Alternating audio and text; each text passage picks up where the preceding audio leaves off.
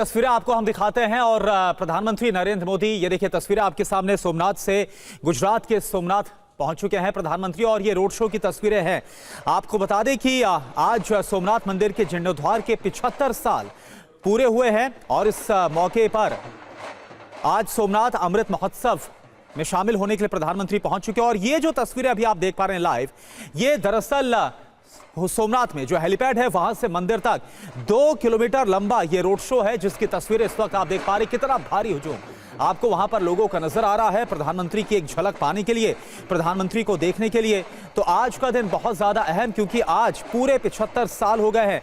आज ही के दिन यानी कि 11 मई साल 1951 को जो सोमनाथ मंदिर है उसका जीर्णोद्धार किया गया था, एक बार फिर से उसे बनाया गया था, पुनः निर्माण किया गया था और आज इसे 75 साल पूरे हुए हैं। और इस मौके पर सोमनाथ अमृत महोत्सव का खास कार्यक्रम और इसमें शामिल होने के लिए प्रधानमंत्री पहुंच चुके हैं। और आज आपको बता दें कि आज जिस तरीके से जो पूरा कार्यक्रम रहने वाला है बहुत ही खास होगा, क्योंकि वैदिक मंत्रोच्चार के बीच आज 11 तीर्थों के जो कार्यक्रम आगे होगा, इसमें 11 तीर्थों के जल से शिखर का कुंभाभिषेक किया जाएगा और इसके साथ साथ वायुसेना की जो सूर्य किरण टीम है वो एरोबेटिक शो भी दिखाएगी। जी हां, सोमनाथ के कुंजाभिषेक का ये बेहद खास मौका, प्रधानमंत्री नरेंद्र मोदी की ये तस्वीरें सोमनाथ से हम आपको दिखा रहे हैं और प्रधानमंत्री मोदी के साथ गुजरात के सीएम भी नजर आ रहे हैं। और गुजरात के सोमनाथ में आज मंदिर के जीर्णोद्धार के दरअसल 75 साल पूरे हुए हैं और इस मौके पर 11 तीर्थों के जल से कुंभाभिषेक किया जाएगा। सोमनाथ का पुनर्जागरण के इस प्रतीक का 11 मई 1951 को स्वतंत्र भारत में नए सिरे से बनाए गए सोमनाथ मंदिर की प्राण प्रतिष्ठा हुई थी।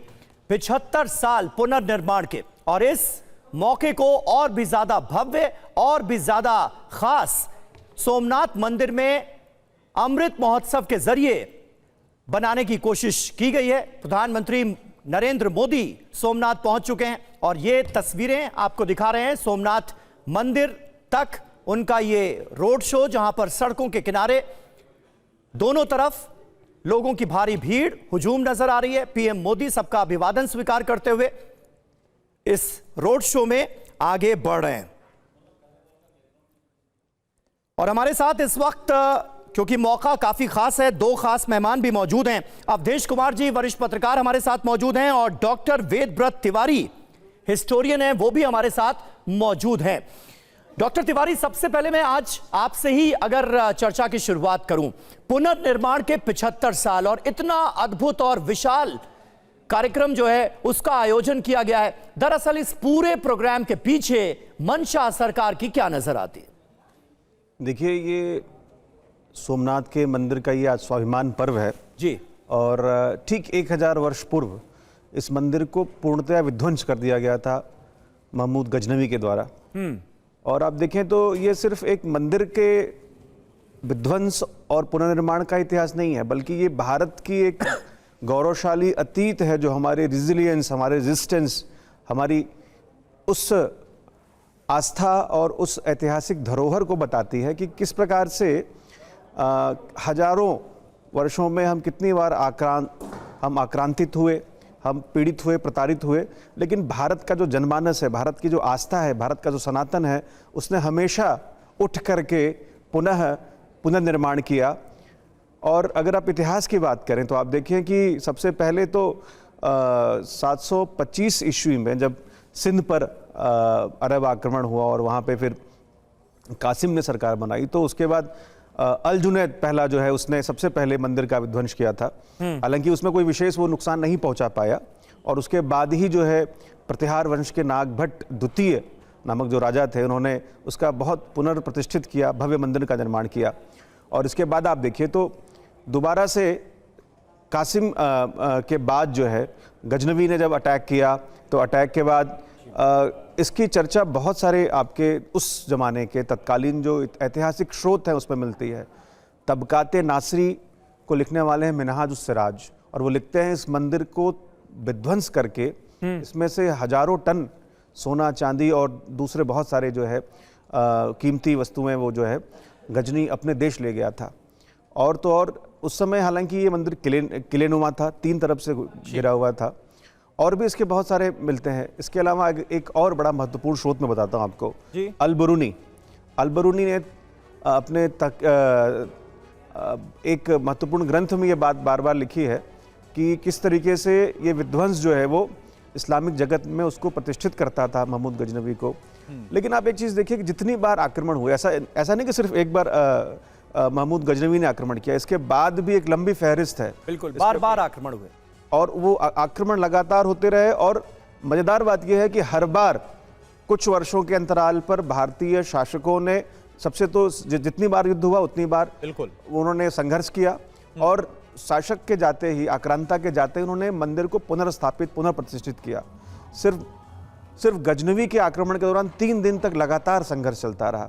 जो भारत की जो धर्मप्राण जनता है उसने देखे तो वहाँ के तीर्थयात्री, ब्राह्मण, पुरोहित सभी ने अपने प्राण झकझोर दिए और इस अमूल्य धरोहर को बचाने के लिए। हालांकि वो आक्रमण इतना विध्वंसक था कि भगवान शिव की जो शिवलिंग है, जो मूर्ति है, हम सबको तोड़ करके अंत में उसको गजनी शहर ले जाया गया। ये मैं मिनहाज उस सिराज से बता रहा हूं आपको, और ये तबकाते नासिर की बिल्कुल। और जरा इन तस्वीरों पर एक बार फिर गौर कर लेते हैं। 2 किलोमीटर लंबा ये प्रधानमंत्री नरेंद्र मोदी का रोड शो, और ये तस्वीरें बड़ी खास हैं। और दोनों तरफ हम देख रहे हैं सड़कों के किनारे, ये देखिए किस तरह से लोगों का हुजूम उमड़ा हुआ है प्रधानमंत्री मोदी की झलक पाने के लिए, और पीएम मोदी हर किसी का अभिवादन स्वीकार करते हुए। 2 तस्वीरें इस वक्त आपको हम दिखा रहे हैं। एक तरफ अगर आप देख पा रहे हैं प्रधानमंत्री का जो रोड शो है वो करीब 2 किलोमीटर लंबा ये रोड शो और अभिवादन स्वीकार करते हुए, और दूसरी तरफ जो सांस्कृतिक नृत्य है वो इस वक्त आप देख पा रहे हैं। अवधेश जी, मैं आपसे चाहूंगा कि ये जो तस्वीरें आ रही हैं आप इस पर अपनी राय रखें, अपनी बातें रखें, लेकिन साथ ही साथ अगर हम देखें तो ये मौका इस लिहाज से और ज्यादा कितना खास हो जाता है क्योंकि जिस महमूद गजनवी का जिक्र किया, जब साल 1026 में उसने हमला किया था, आक्रमण किया था और जो विध्वंस मचाया था सोमनाथ में, उसको भी 1000 साल पूरे हुए, और जो जीर्णोद्धार हुआ साल 1951 में उसको 75 साल पूरे, यानी कि अमृत महोत्सव मनाया जा रहा है। देखिए, आज का जो कार्यक्रम है हमने जनवरी 2026 में भी देखा था, जब प्रधानमंत्री ने स्वयं 3 दिनों के कार्यक्रम का नेतृत्व किया था और 108 घोड़े के रथ निकले थे। इसी प्रकार से वो रोड शो हुआ था, क्योंकि वो वही समय था जब महमूद गजनवी के विध्वंस का वो था। लोगों ने पूछा भी कि भाई विध्वंस का क्या आप मना रहे हैं, तो प्रधानमंत्री ने कहा विध्वंस का नहीं है, ये विजय और पुनर्निर्माण का प्रतीक है ये। तो देखिए, कई बार कुछ संयोग होता है। आप देखिए, जब 25 वर्ष पूरा हुआ था इसके पुनर्निर्माण का, 11 मई 1951 के बाद 25 मई 1976 था, तो कांग्रेस की सरकार थी, आपातकाल लगा हुआ था, लेकिन कांग्रेस ने उसको 25वां वर्ष मनाने की सोची भी नहीं, उसकी चर्चा भी नहीं हुई। गुजरात के लोगों ने जरूर वहां थोड़ा मनाया था।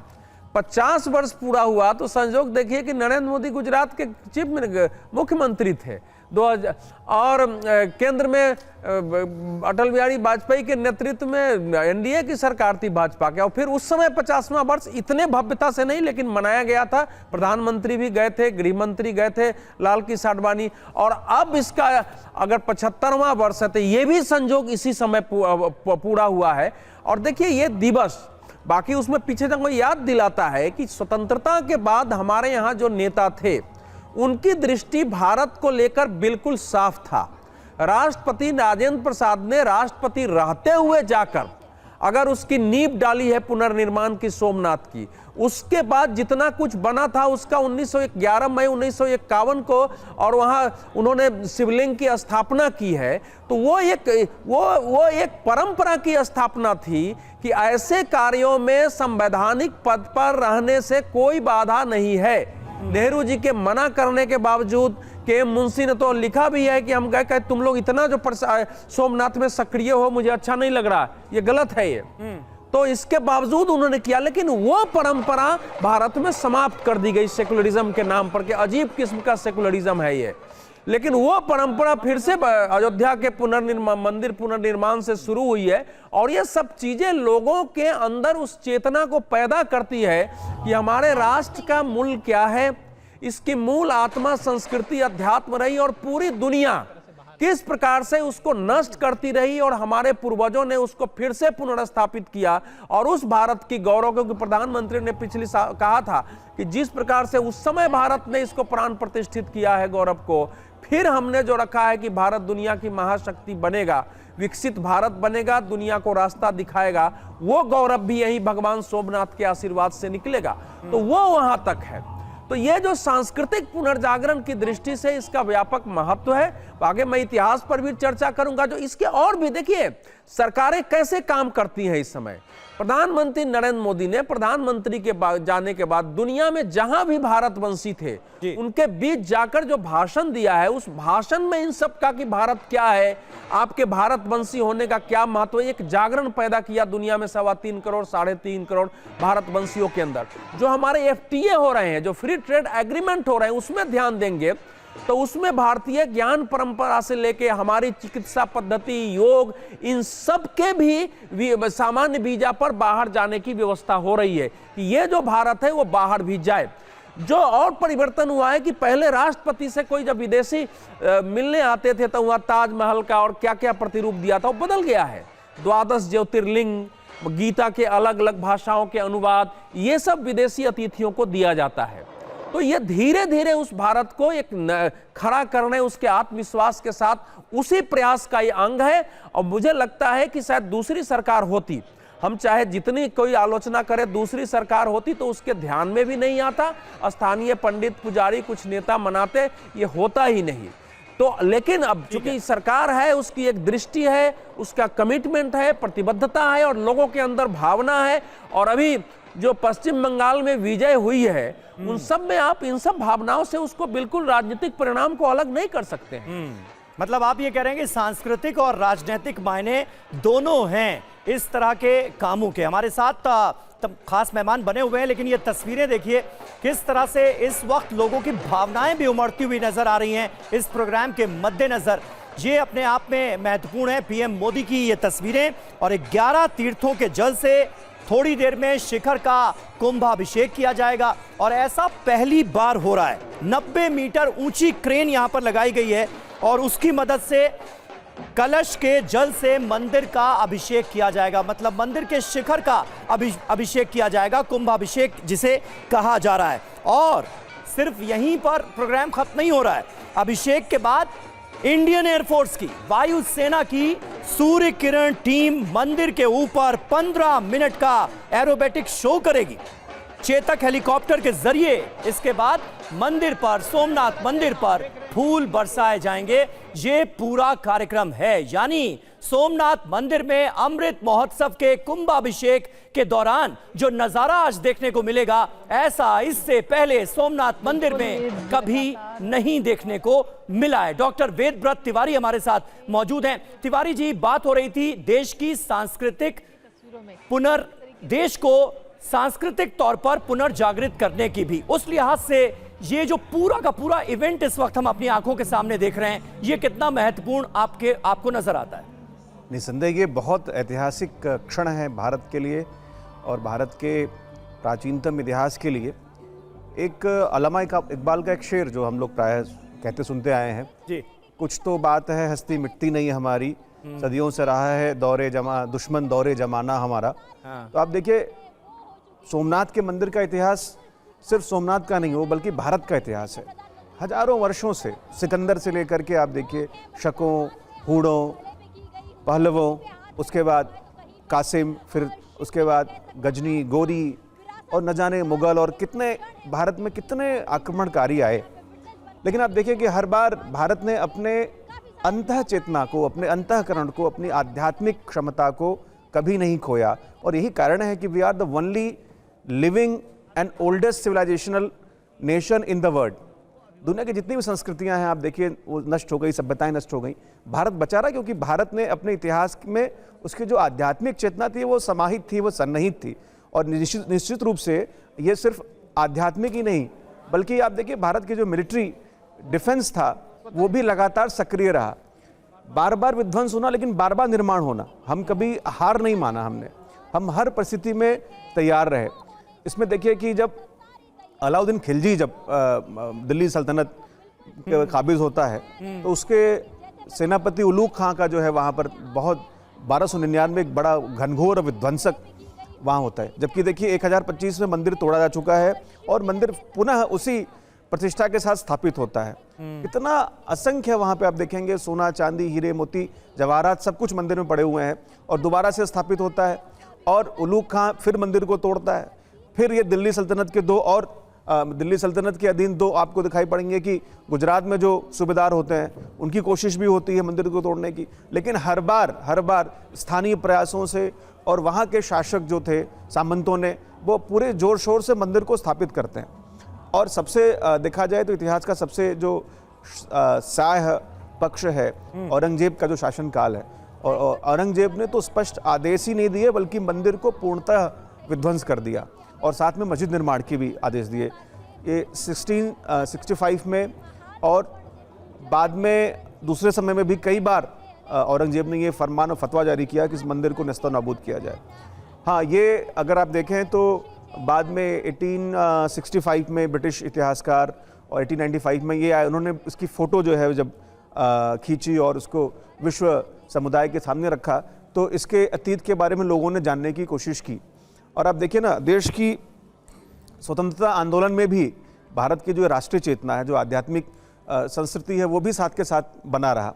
और यही कारण है कि भारत के स्वतंत्र भारत के पहले हमारे जो गृह मंत्री हैं सरदार वल्लभ भाई पटेल, उनकी जो अनंत आस्था थी और उन्होंने इस मंदिर के निर्माण के लिए पूर्ण प्रयास किया।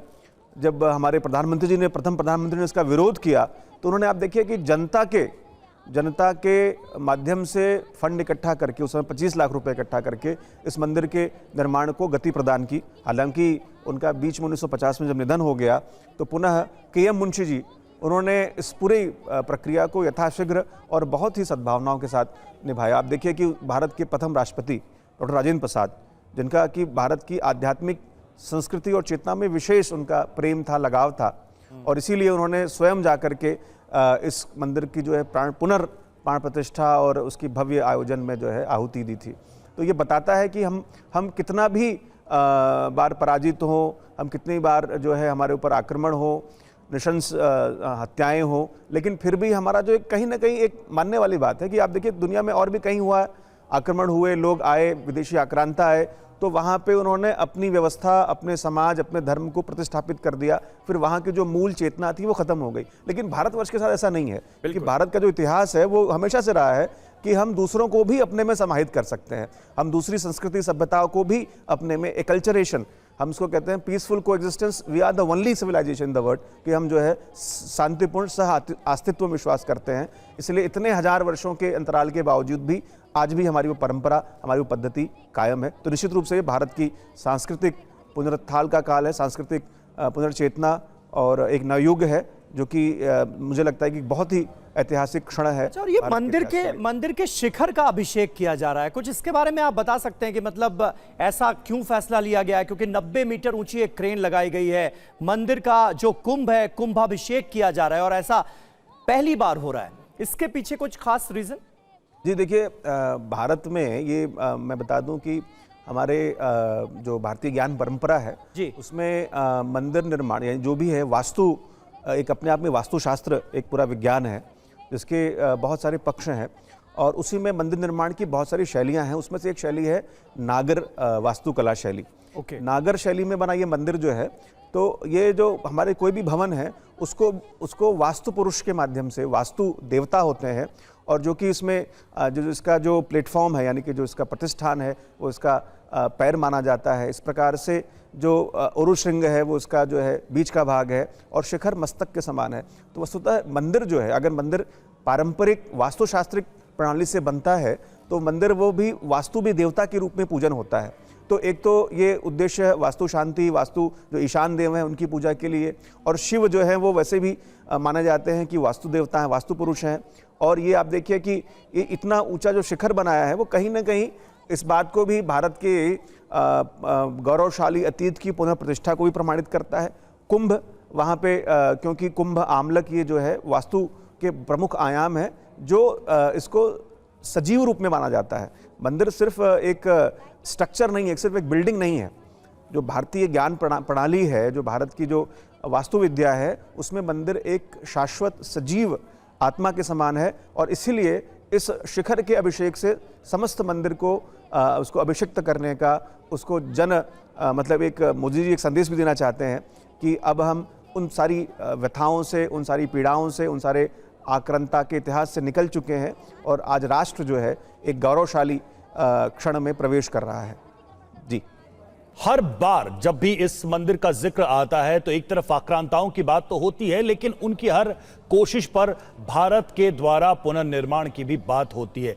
और अगर देखा जाए तो सोमनाथ मंदिर में आज जो ये उत्सव हो रहा है इसके अपने कई महत्व हैं, प्रतीकात्मक भी महत्व है। अवधेश जी, अब बहुत अच्छे से देश को और हम सबको याद है कि अटल बिहारी वाजपेयी ने अपने एक भाषण में इसका जिक्र किया कि जब अफगानिस्तान गए तो उन्होंने गजनी का गांव देखने की इच्छा जाहिर की और उन्होंने देखा कि एक टूटा फूटा मजार है, कोई जानता नहीं उस गजनी को, लेकिन आज सोमनाथ का मंदिर उसी गर्व के साथ खड़ा है इस धरती पर, इस संस्कृति की पहचान बनकर। वो भाषण अपने आप में कितना बड़ा एक कह सकते हैं ऐतिहासिक दस्तावेज है भारत के लोगों को बताने के लिए कि इस धरती में कितनी इच्छा शक्ति है अपनी संस्कृति को सजोने, बचाने और उसके पुनर्निर्माण की।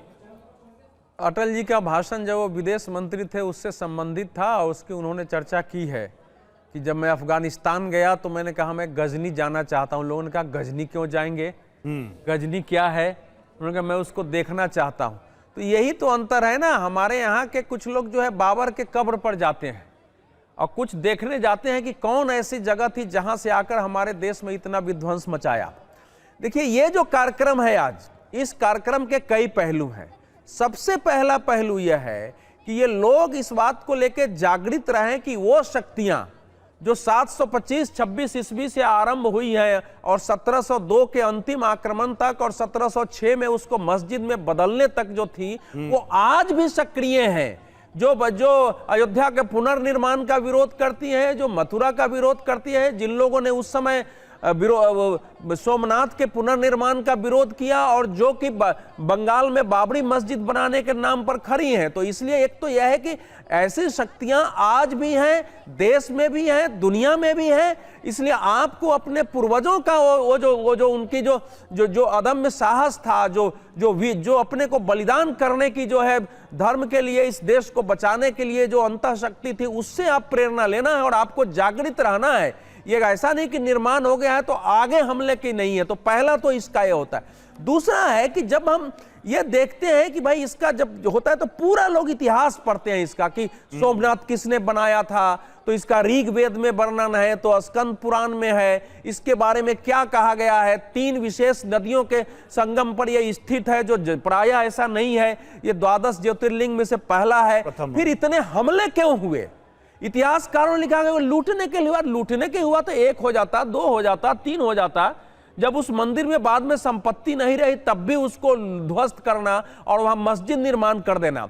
और यह जानना आवश्यक है कि जब गजनी ने तोड़ा है तो वहां की बाकी मूर्ति सब भी कुछ लाद के ले गया, तोड़ करके। वो जो शिवलिंग था ले गया तो उसको तोड़ करके एक भाग वहां की जो जामिया मस्जिद है उसके जो है सीढ़ियों को लगाया, एक जो है उसने अपने शाही महल जो था उसकी सीढ़ी पर लगाया, और 2 भाग एक मक्का में भेज दिया, एक मदीना में भेज दिया कि वहां की सीढ़ियों में लगाओ, ताकि ये जो नमाजी जो है हज करने वाले जाएं तो इन बूतों को पैरों से रौं दे।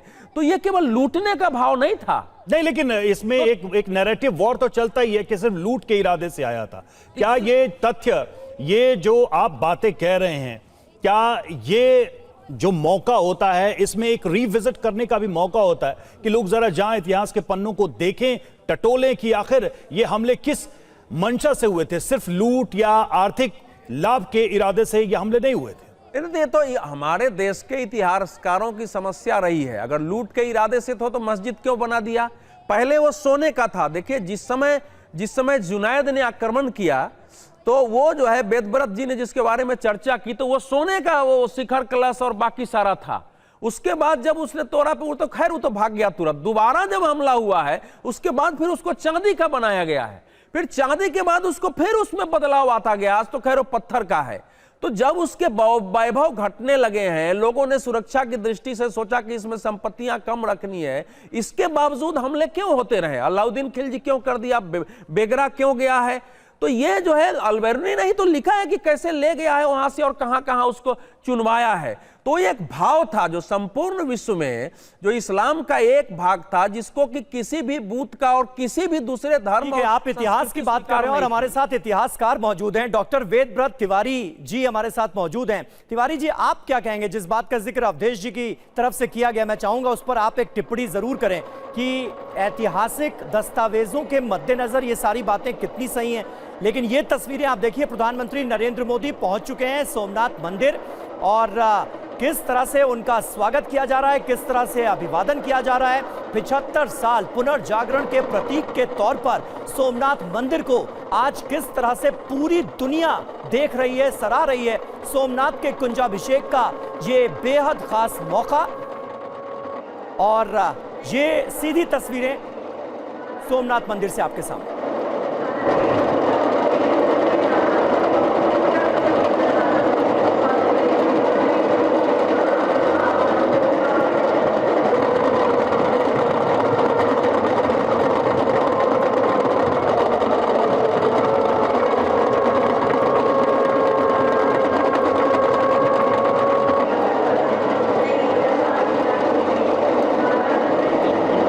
भारतीय संस्कृति कला और सोमनाथ मंदिर की ये तस्वीरें, 11 तीर्थों के जल से आज मंदिर के शिखर का अभिषेक किया जाएगा और इतिहास में दर्ज वो पुरानी यादें सोमनाथ मंदिर से जुड़ी आज हर किसी के जहन में, उन्हें याद करने का भी वक्त। 13 नवंबर 1947 जब देश के पहले गृह मंत्री सरदार वल्लभ भाई पटेल ने मंदिर के पुनर्निर्माण का आदेश दिया। हालांकि 15 दिसंबर 1950 को सरदार वल्लभ भाई पटेल का निधन हो गया और उसके बाद सोमनाथ मंदिर को बनाने की पूरी जिम्मेदारी प्रसिद्ध लेखक, स्वतंत्रता सेनानी और तत्कालीन मंत्री के.एम. मुंशी को दी गई, जिसका थोड़ी देर पहले डॉक्टर वेदव्रत तिवारी भी हमारे साथ जो इतिहासकार मौजूद हैं वो भी जिक्र कर रहे थे। मई 1950 में मंदिर की आधारशिला रखी गई और सिर्फ 5 से 6 महीनों में मंदिर को बनाने का पूरा काम जो है वो मुकम्मल कर लिया गया और ये मंदिर पूरी तरह से उस वक्त जनता के चंदे से, और जो जानकारी है वो यही है कि तकरीबन 25 लाख रुपए उस वक्त इकट्ठा किए गए थे। जनता ने इसके लिए चंदा दिया था और एक भी सरकारी पैसे का इस्तेमाल नहीं किया गया था और मंदिर का निर्माण मई 1951 में पूरा हुआ। 1951 से 2026 पूरे 75 साल। तो फिर गांधी जी के पास लोग गए थे। गांधी जी ने कहा कि मंदिर अवश्य बने, लेकिन आपको सरकारी खजाने से इसमें एक पैसा मत लगाओ, ये जनता के पैसे से करो। सुनिए, उस समय जो हमारा पहला बजट था वो 193 करोड़ रुपए का मात्र था। उसके पीछे मंशा क्या थी? मतलब पंडित नेहरू की उसके पीछे मंशा क्या थी? क्योंकि देश सेकुलर है, किसी एक धर्म के पक्ष में अगर कोई निर्माण हो रहा है, किसी एक धर्म से जुड़ा हुआ है, तो उसमें सरकार का जुड़ाव नजर ना आए। मंशा कुल नहीं, नेहरू जी तो चाहते ही नहीं थे कि मंदिर बने। दोनों में अंतर है। ये किस बिना पर आप कह सकते हैं? कैसे उन्होंने विरोध किया था, नहीं बनना चाहिए, ये तो स्पष्ट है। उनके जो पत्र वगैरह है, सरकारी पैसे से नहीं बनना चाहिए। ना, सरकारी पैसे से केवल ये गांधी जी ने कहा कि सरकारी पैसे से मत बनाओ, जब झंझट ज्यादा हुआ गांधी जी ने कहा है। हाँ। नेहरू जी का आप देखिए, उसको दूसरे देश से देखिए ना, जो आपका मतलब जो राजधानी का निर्माण है उसमें आप देखिए ना, जब आपके राष्ट्रपति भवन में मुगल गार्डन, राष्ट्रपति भवन से मुगल गार्डन का क्या लेना देना है बताइए। जब आप सोच है, जब आप बाहर निकलते हैं तो आपको वहां Aurangzeb road, Akbar road, Shahjahan road, Todarmal road, Mansingh road, यही सब रोड, बाबर रोड सारा दिखाई देता है। तो ये पता नहीं कहां से मानसिकता, ये मानसिकता थी उस समय। आपके पूरे इतिहास के पुस्तकों में 712 से लेके 1000 ईस्वी तक की कहां गायब कर दिया गया। तो एक पूरी सोच ही थी। अब उस सोच का समझ नहीं है कि बाबर से अगर भारत की शुरुआत मानते हैं, वो तो नटवर सिंह जी ने भी लिखा है कि मैं तो पीछे खड़ा था इंदिरा जी के, उन्होंने कहा कि हमको पूरे इतिहास का दर्शन हो गया बाबर को देखकर। तो नेहरू जी की जो सोच थी वो कई बार वो समझ से परे है। वो कहां से पैदा हो गई थी ये सोच? भारत को उस रूप में देखते थे। एक धारा थी, अगर पटेल की मृत्यु वो 1950 में नहीं होती तो शायद भारत में ये जो अयोध्या वगैरह की समस्या है, देखिए जब उस समय निर्माण शुरू हुआ तो पता चला कि गांव गांव में आजादी के बाद एक दूसरा उत्साह पैदा हुआ है। लोग यज्ञ करने, घर घर में गरीब महिलाएं अपने पास जो अगर चांदी के गहने थे वो निकाल के दान में दिया, किसी के बक्से में 5 रुपए थे वो निकाल करके दान में दे दिया, और उन चांदी को बेच करके पैसे इकट्ठे हुए थे। ये नहीं था कि उसमें कैश आए थे, कैश लोगों के पास कम होते थे, तो उस चांदी सब जो आया था उसको बेच के पैसे इकट्ठे हुए थे। पूरे भारत में एक अभूतपूर्व जो कहते हैं कि उत्साह और उसका बयान था कि बन रहा है 2, तो वो जो फिर वो अगर कायम कर दिया जाता ना तो आज भारत दूसरे स्तर में होता। क्योंकि देखो, धर्म स्थल का निर्माण के साथ मनुष्य के अंदर जो चेतना जगती है वो किसी के विरोध में नहीं होती और है। क्या उदेश जी ये फर्क आगे राजेंद्र प्रसाद और नेहरू की सोच में भी दिखाई दिया जब सोमनाथ मंदिर बन गया, जब वहां पर पूजा होनी थी, उसमें सम्मिलित होना था, और अगर ऐसा था तो ये क्या संकेत है? क्योंकि राष्ट्रपति का पद तो एक सर्वोच्च पद होता है देश के अंदर, प्रधानमंत्री का पद उसके बाद ही आता है, लेकिन चूंकि वो कार्यकारी हेड हैं तो एक तरीके से वहां भी अंतर दिखा। देखिए, संविधान सभा के अध्यक्ष भी थे डॉक्टर राजेंद्र प्रसाद। संविधान निर्माण में अगर डॉक्टर अंबेडकर और बाकी की भूमिका थी, तो संविधान सभा के अध्यक्ष थे, वो एक एक बिंदु पर चर्चा हुई है जिसमें वो सम्मिलित रहे हैं, और उनका मत अंत में जो बोलते थे वो अंतिम होता था। तो संविधान हमारा क्या कहता है, भारत को कैसा बनाना है, इस कल्पना को लिखित रूप में देने वाले की अध्यक्षता करने वाला महापुरुष, उसको भारत की कल्पना थी कि ये कोई एक मजहब और वैसा विषय नहीं है। भारत का मूल जो है यहाँ का अध्यात्म है, और जो मंदिर होते हैं, देखिए, वो व्यक्ति के अंदर सच्चाई, ईमानदारी, नैतिकता, आत्मविश्वास, मृत्यु के भय से रहित होने, सबके अंदर अपना ही वास देखने। और शिव तो जो है आप जानते हैं कि विष के पान करने वाले थे, उनको कहा गया है। तो ऐसे तो वैसे प्रेरणा का केंद्र होता है ना कि हम कैसे विश्व के कल्याण के लिए अपने को दधीची की तरह हम गला सकते हैं। तो ये विरोध का भाव नहीं था, वो एक युद्ध था कि एक सभ्यता जिस सभ्यता को नष्ट करना चाहती है उस सभ्यता।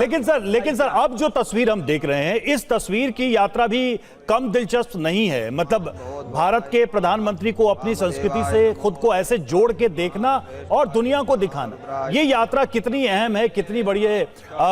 चूंकि एक समय था जब लोग इस तरह की आइडेंटिटी से या इस तरह की राजनीतिक छवियों से बचना चाहते हैं, लेकिन आज इसकी स्वीकार्यता भी है और ये सहज भी लगता है। क्या इसकी भी कोई बड़ी यात्रा रही है? इसको भी कैसे देखा जाए? प्रधानमंत्री नरेंद्र मोदी की ये तस्वीर जो देख रहे हैं वो कोई साधारण तस्वीर नहीं है, इसकी भी अपनी एक यात्रा है।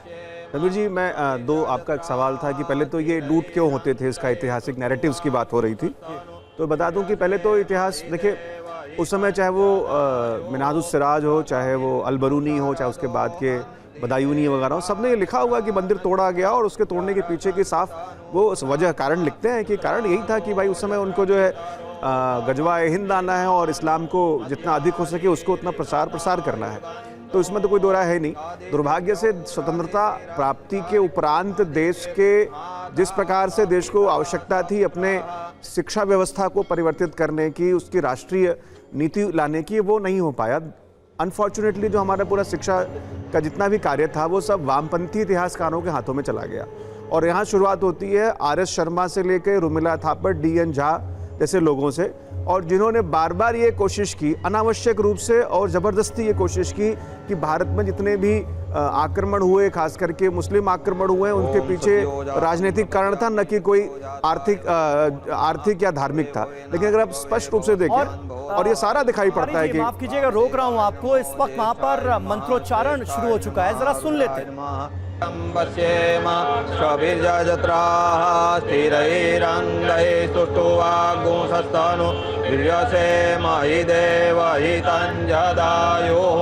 शतमिन्नो शरदो अन्ति देवा जत्रा नश्चक्रा जरशन्तनु नाम पुत्रासो जत्र पितरो भवन्ति मानो मध्यारीरिखतायुर्गन्धो आदितिर्द्यौरादितिरन्तरिक्षमदितिर् माता स पिता स पुत्रः।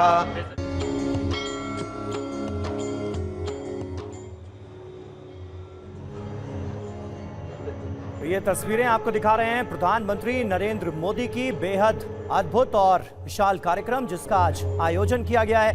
अमृत महोत्सव सोमनाथ मंदिर में आज कुंभाभिषेक हो रहा है, और ऐसा पहली बार हो रहा है जब मंदिर के कुंभ का, मंदिर के शिखर का अभिषेक किया जा रहा है ओम 11 तीर्थों के जल से।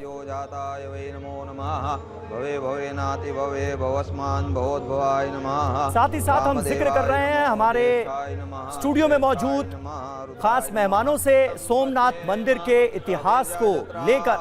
बहुत सारी यादें आज भी सोमनाथ मंदिर को लेकर लोगों के जहन में जिंदा हैं। गुजरात के बेहद शांत समंदर के तट पर स्थित ये मंदिर हर आक्रमण के बाद, हर हमले के बाद कैसे खंडहरों से निकलकर अपनी पूरी भव्यता के साथ उठ खड़ा हुआ, ये अपने आप में देश और दुनिया के लिए मिसाल है।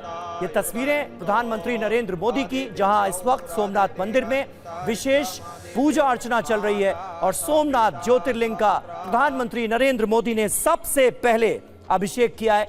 और थोड़ी देर में वीर जी मैं आपको कुछ उसकी धार्मिक मान्यताओं के बारे में बताऊं। जी जरूर। सबसे पहले तो लगभग हमारे जितने भी प्राचीन ग्रंथ हैं, महाभारत में भी स्कंद पुराण में इसका उल्लेख मिलता है। दूसरे साथ इसके साथ एक बड़ी रोचक कथा भी प्रचलित है कि जब दक्ष प्रजापति ने अपनी 27 कन्याओं का विवाह चंद्रमा के साथ किया तो उसमें से चंद्रमा ने सिर्फ एक पत्नी को ही प्यार किया, रोहिणी को। बाकी सबको जो है उसने क्या उसको साथ एक इग्नोर का व्यवहार करता था।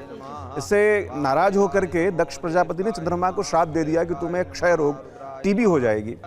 और चंद्रमा इससे बहुत दुखी और परेशान हुआ और बाद में चंद्रमा ने बहुत घनघोर तपस्या की और तपस्या करके भगवान शिव को प्रसन्न किया।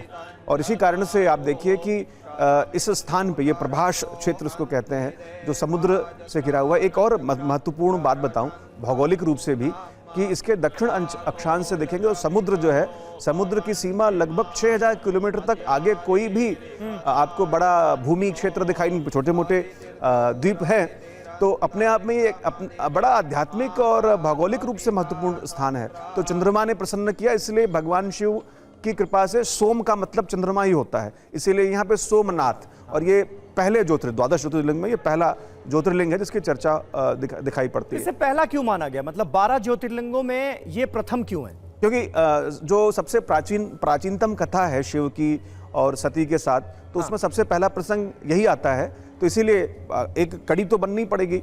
तो उसी क्रम में चूंकि सबसे पहले चंद्रमा की तपस्या है और यहाँ पे शिव की तो स्वरूप, शिव तो अनादि हैं, अनंत हैं, लेकिन यहाँ पर चूंकि ये चंद्रमा के साथ जुड़ा हुआ था और ये पहला प्रसंग था, तो चंद्रमा की तपस्या से प्रसन्न होकर के शिव ने उनको यहाँ पर वरदान दिया और ये कहा कि आपसे जो भी दर्शन करेगा इस प्रकार के रोगों से मुक्त हो जाएगा। और एक बात देखिए, आज देखिए जो मैं सांस्कृतिक चेतना और उसकी निरंतरता की बात करता हूँ। अब आप देखिए अभी प्रधानमंत्री मोदी जी पूजा कर रहे हैं और अभी भी जिन मंत्रों का उच्चारण हुआ वो मंत्र कहाँ से हैं? वो आप देखिए ये हमारे शुक्ल यजुर्वेदी मंत्र जो है उसी मंत्रों का हमारे वैदिक ब्राह्मण पाठ कर रहे हैं। और इस मंत्रों का अर्थ यही होता है कि सर्व दिशाओं में जो है शांति हो, लोग जो है वो प्रसन्न रहें, हमारी जो औषधियां हैं, हमारे जो वन पर्वत हैं, सब शांत हो। और एक शिव के साथ जो एक बड़ी विलक्षण बात है कि बाकी देवी देवताओं को प्रसन्न करने के लिए अनेकानेक प्रकार के द्रव्य की आवश्यकता होती है, लेकिन जब शिव को पूजा करनी होती है, रुद्र की उपासना करनी होती है, एक शास्त्र में कहा गया है कि आभूषण प्रियो विष्णु जलधारा शिव प्रिय। भगवान शिव को सिर्फ जलधारा ही प्रिय है और इसीलिए जल अभिषेक हो रहा है। ऐसे मैंने पूर्व में कहा कि मंदिर का जो मस्तक, जो शिखर है, वो कलश होता है। नागरी, जब आप नागर शैली मंदिर निर्माण करते हैं तो कलश जो है उसका, जिसको कुंभ कहा जाता है, जो आपने कुंभ कहा, कुंभाभिषेक, तो कलश जो है उसका मस्तक है, उसका सिर है। तो इसीलिए उसको 11 पवित्र तीर्थ स्थलों का, और ये परंपरा अनादिकाल से प्राचीन है, तीर्थस्थलों के जल से अभिषेक करने की परंपरा है। और शिव को विशेष रूप से जल प्रिय है, इसलिए जल अभिषेक आज ये किया जा रहा है। और निसंदेह ये ऐतिहासिक, सांस्कृतिक, राष्ट्रीय और निसंदेह राजनीतिक संदेश भी देश को दिया जा रहा है कि आज हम एक अपने, देखिए भारत का जो अतीत है वो अपने आप में सिर्फ हम उसको एक सेकुलर लेंस प्रिज्म से देखेंगे तो समस्या तो होगी हमारा। हम अब आखिर हम विदेश में जाकर के अपनी देश की छवि हमारे सामने क्या है? क्या हम आज के सिर्फ लटियंस दिल्ली को देख करके नहीं कह सकते हैं? तो हमारी जो हेरिटेज है, हमारी जो विरासत है, संस्कृति है, वो वही तो हमारा टीआरपी है, इसको लेके हम जा सकते हैं। और हमारी सांस्कृतिक जो चेतना है वो कभी भी ये नहीं रही कि हम किसी दूसरे के ऊपर जो है वार करें, किसी के हम अपना जो विचार है उसके ऊपर जबरदस्ती थोपे। तो तो ये सारी बहुत महत्वपूर्ण विलक्षण बातें जो हमें समझना पड़ेगा। एक और बात जो आपने कही कि संवैधानिक रूप से डॉक्टर राजेंद्र प्रसाद गए पहले जो है प्रथम महत्वपूर्ण व्यक्ति होते हुए, संवैधानिक पद पे होते हुए, यहाँ पे संविधान निर्माताओं ने एक त्रुटि कर दी। वो त्रुटि ये है कि वो धर्म और रिलीजन दोनों को एक मान लिया। रिलीजन शब्द जो है अगर आप देखें तो उसका एक बड़ा डेफिनाइट और फिक्स मीनिंग है। इसमें कुछ एक फ्रेमवर्क होता है जिसमें कि उसका एक उसको तो संविधान में भी पंथ कहा गया है। हाँ, पंथ कहा गया और शब्द भी पंथ निरपेक्ष है। धर्म तो मुझे लगता है प्रचलित ज्यादा है पंथ की जगह। इसीलिए भारत जो है वो धार्मिक सदा से रहा है। रिलीजन की बात करेंगे तो निश्चित रूप से भारत एक नॉन रिलीजियस कह सकते हैं, सेकुलर शब्द वहां पे ठीक है। लेकिन धर्म की जब बात करते हैं तो धर्म का आधारभूत ही यह है कि धृति क्षमा दमस्तोयम शौच इंद्रिय निग्रह। जहाँ धैर्य हो, जहाँ क्षमा का भाव हो, जहाँ शौच हो, जहाँ इंद्रिय निग्रह हो, वो धर्म है। तो ऐसा धर्म तो किसी की हिंसा के लिए, किसी के विनाश के लिए बात नहीं करता है, लेकिन अपनी संस्कृति की रक्षा के लिए। ये आप देख सकते हैं कि सोमनाथ इसका सबसे बड़ा उदाहरण है कि हजारों वर्षों के निरंतर आक्रमण के बावजूद भी हमने कभी भी जो है झुके नहीं, खत्म नहीं हुए, पुनर्प्रतिष्ठित, पुनर्स्थापित, इसको आप कहते हैं बाउंस बैक, और हर बार से ज्यादा किया। और आज निश्चित रूप से ये बहुत गौरवशाली क्षण है हम सभी के लिए। जी बिल्कुल, आपने बहुत ही विस्तार से बताया कि हमारी सांस्कृतिक धरोहर क्या है। सबसे बड़ी बात यह है कि जब भारत की ये छवि दुनिया में जा रही है तो यहां भी वही संदेश है जो आप कह रहे थे कि हम कहीं किसी पर कोई विचार थोपने से ज्यादा हम अपनी संस्कृति को संजोने, उसको बचाने और उसको आगे बढ़ाने में विश्वास रखते हैं। और ये शायद ये जो आज हम तस्वीरें देख रहे हैं उसी कड़ी का एक अहम हिस्सा है। जब सोमनाथ मंदिर में आज प्रधानमंत्री मौजूद हैं, वो पूजा पाठ कर रहे हैं पूरे सांस्कृतिक विधि विधान से। ये बताता है कि इस देश के मूल में, संस्कृति में क्या रहा है और क्या है, और उससे जुड़ना या उससे खुद को जोड़कर सबको दिखाना कोई धर्म का विषय नहीं है, बल्कि हमारी सोच, हमारी परंपरा और हमारी संस्कृति का विषय। सर, आप ही से अब एक चूंकि शिवलिंग की तस्वीरें बार बार आ रही हैं देवव्रत जी, तो एक कहानी बहुत प्रचलित है शिवलिंग को लेकर कि जब गजनी पहुंचता है और अंदर उसके लोग दाखिल होते हैं रक्तपात करने के बाद प्रांगण में, तो शिवलिंग हवा में लटका। कई फारसी इतिहासकारों ने इसका वर्णन दिया है कि हवा में लटका रहा है। रोमिला थापर की बात हो रही थी, रोमिला थापर ने भी अपनी पुस्तक में उसको कोट किया उस वर्णन को, और ये जितने आक्रांता थे वो डर गए। ये आर्किटेक्चर था उस समय का। जी, ये क्या कहानी है, जरा दर्शकों को बताइए। देखिए, ये ऐसे दो तो बहुत प्रमाणिक हैं। एक तो पुरी के जगन्नाथ मंदिर के पास में जो कोणार्क का जो सूर्य मंदिर है, वहाँ पे भी इसी प्रकार की जो है चुंबकीय वैज्ञानिक पद्धति हमारी कितनी डेवलप थी, ये अपने आप इससे समझ में आ जाता है।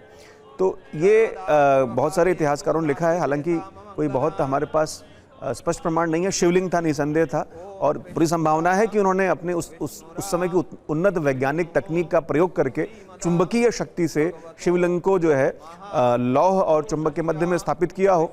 और ये एक कौतूहल और अद्भुत का कौतूहल का विषय रहा था, इसीलिए आक्रांताओं के लिए एक बड़ा ये निश्चित रूप से रहा होगा। तो वो उसमें होता यही था कि मैग्नेटिक पावर के थ्रू आप जो है नीचे लोहा, ऊपर जो है चुंबक स्थापित कर देंगे, तो बीच में शिवलिंग में इस प्रकार के जो जोन्स डेवलप होंगे वो उसको बीच में हैंग करते हैं। तो ये एक, चूंकि ये बात बाहर तक बहुत हजारों मील तक ये बात फैली थी, तो वो हमेशा उनके मन में ये एक कौतूहल का विषय तो था ही। तो वो आते थे तो उनको ये एक बड़ा महत्वपूर्ण और इंटरेस्टिंग लगता था।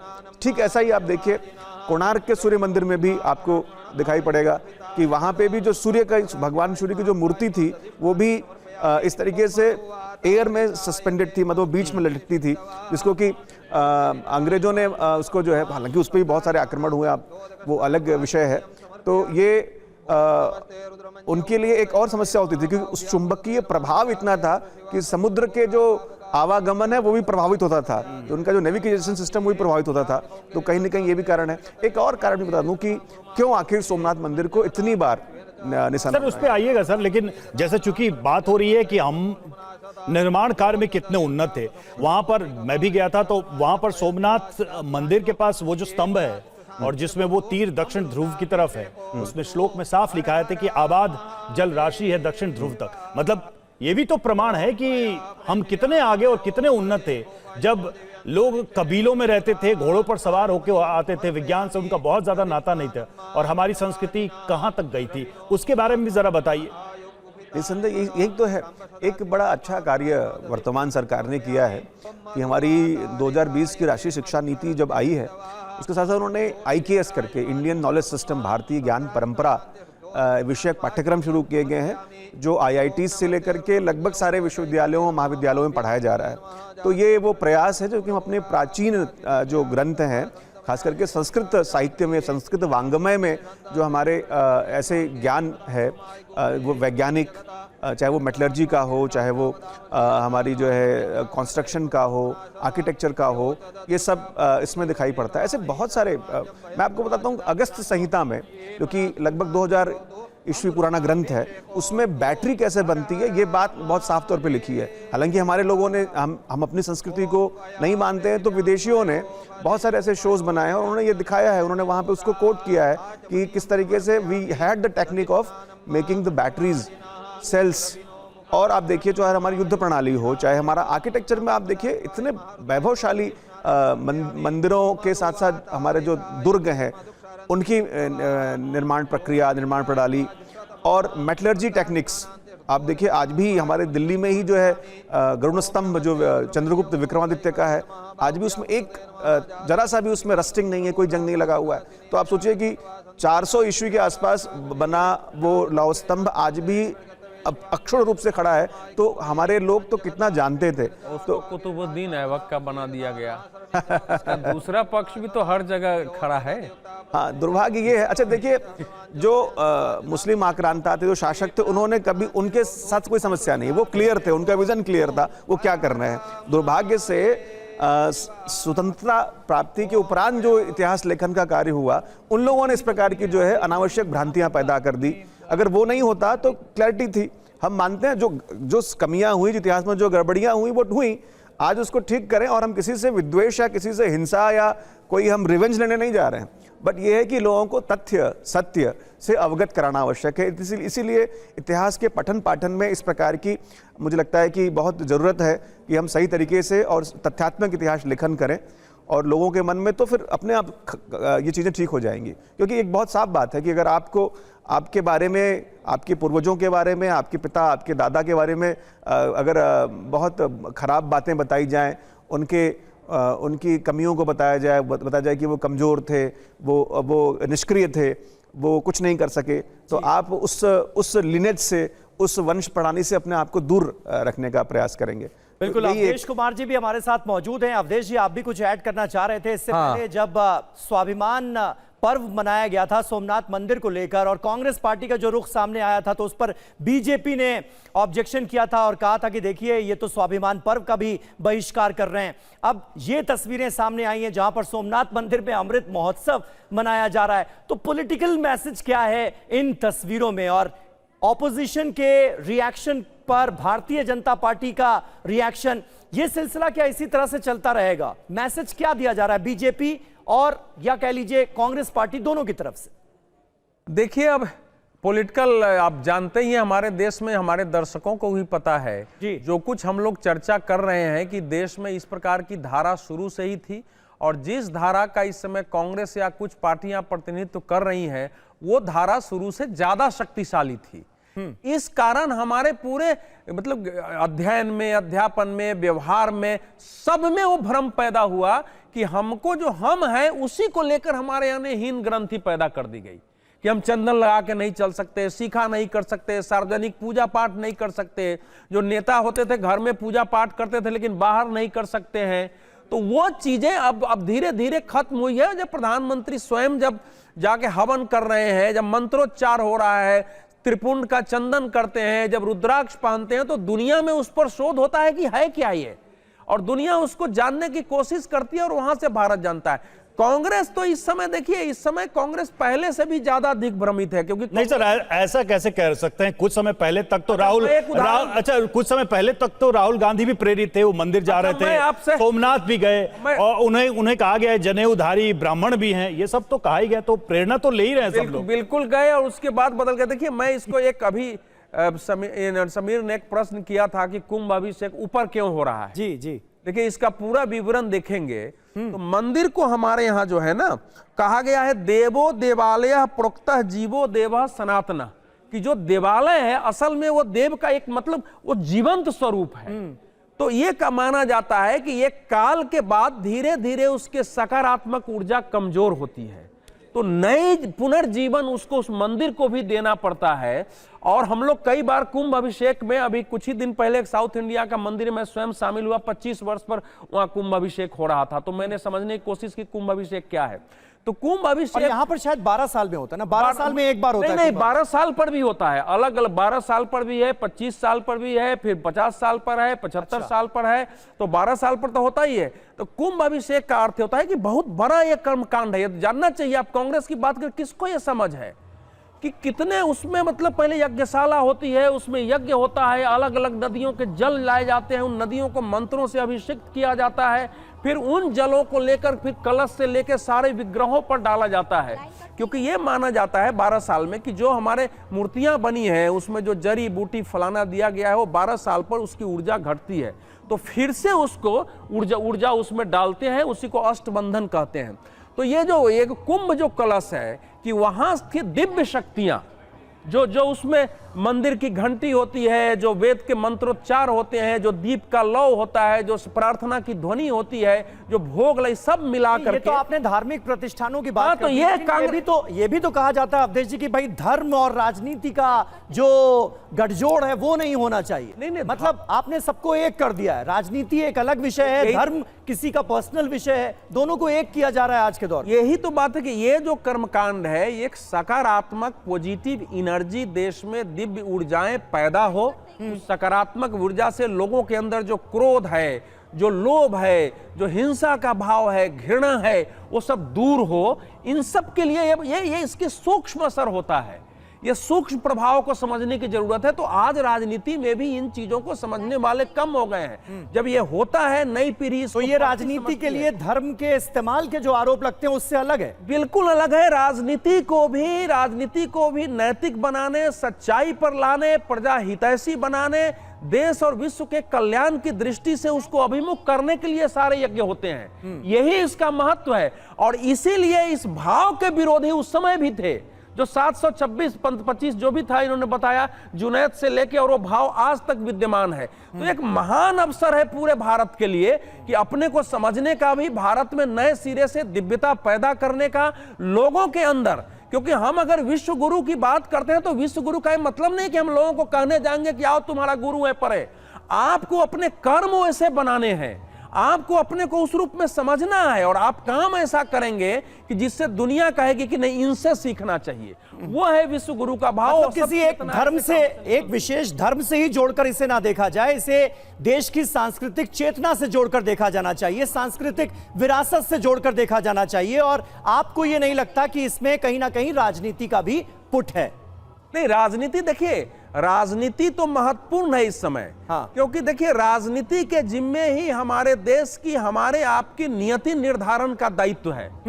और राजनीति हमारे यहाँ ऐसा नहीं था स्वेट मार्टिन की तरह कोई कह दे कि राजनीति संसार की सबसे सुंदरतम वेश्या का नाम है। हमारे यहाँ राजनीति समाज सेवा का, देश सेवा का, धर्म सेवा का श्रेष्ठ माध्यम रहा है। वो भी एक नीति है। अच्छा, हाँ, आचार चाणक्य से लेकर उस पर राजनीति कहाँ नहीं है। पूरे महाभारत का आप पढ़िए ना, शांति पर्व से लेकर उसमें राजा कैसा होने, 36 गुण राजा के उसमें वर्णन दिए गए हैं, कैसे राज चलेगा। तो हमारे यहाँ राजनीति एक महान कर्म था, वो हमारे संपूर्ण संस्कृति का एक भाव था। राजनीति केवल दलीय प्रतिस्पर्धा नहीं थी।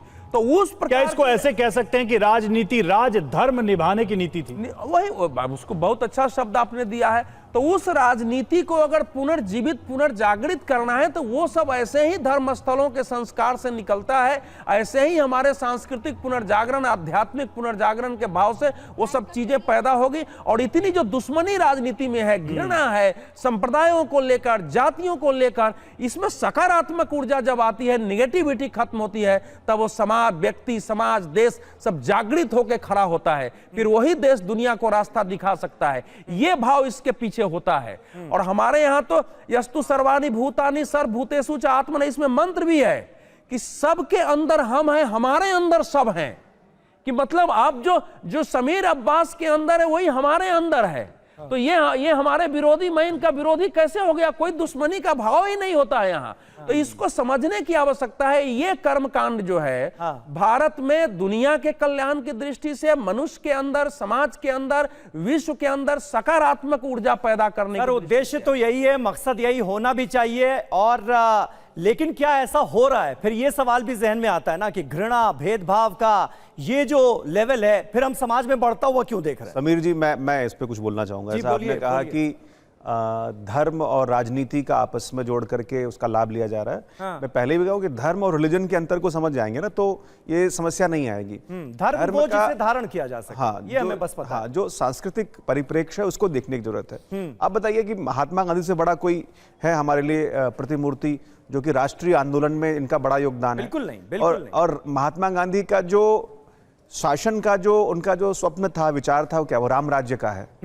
और राम राज्य क्या, अगर आप राम राज्य की बात करें तो क्या हम किसी हिंदू संप्रदाय या धर्म की बात कर रहे हैं? नहीं, वस्तुतः इस सांस्कृतिक चेतना के अंतर्गत हम बात कर रहे हैं। गोस्वामी तुलसीदास जी ने बड़ा सुंदर एक पंक्ति लिखी है रामचरितमानस में।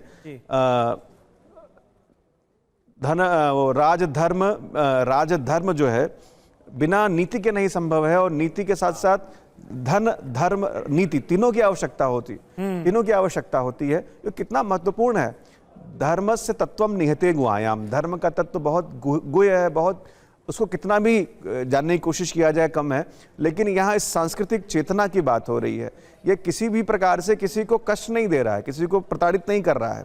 और ये जो एक बड़ा जो हमारा भारत का जो वर्ग है, उसको अगर इसमें संतुष्टि मिल रही है तो इसमें किसी को हानि तो मिल नहीं रही है। बिल्कुल सही बात है। और राम राज्य तो राम तो भगवान है, तो लेकिन यहाँ पे हम उसके सांस्कृतिक और राजनीतिक पक्ष को देखेंगे तो सही समझ में आ जाएगा। क्योंकि हमारे भारत की जो हमारी जो ऐतिहासिक सांस्कृतिक चेतना है, उसमें राजनीति और धर्म अलग नहीं है, दोनों आपस में जुड़े हुए हैं। इस बात को समझ जाएंगे तो कोई समस्या ही नहीं आएगी जी।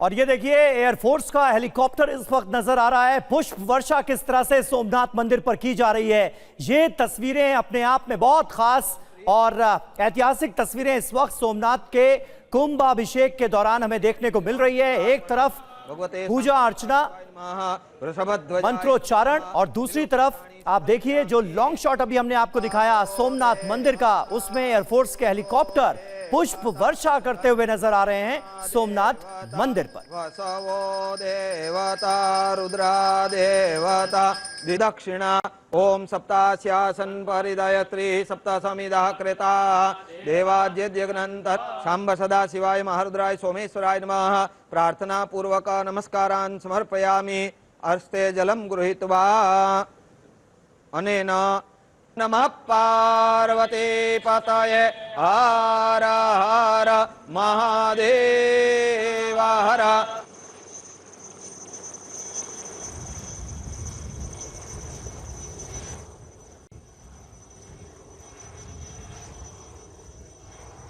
से पुष्प वर्षा सोमनाथ मंदिर के ऊपर, और इस बीच प्रधानमंत्री नरेंद्र मोदी वहां पर उपस्थित है।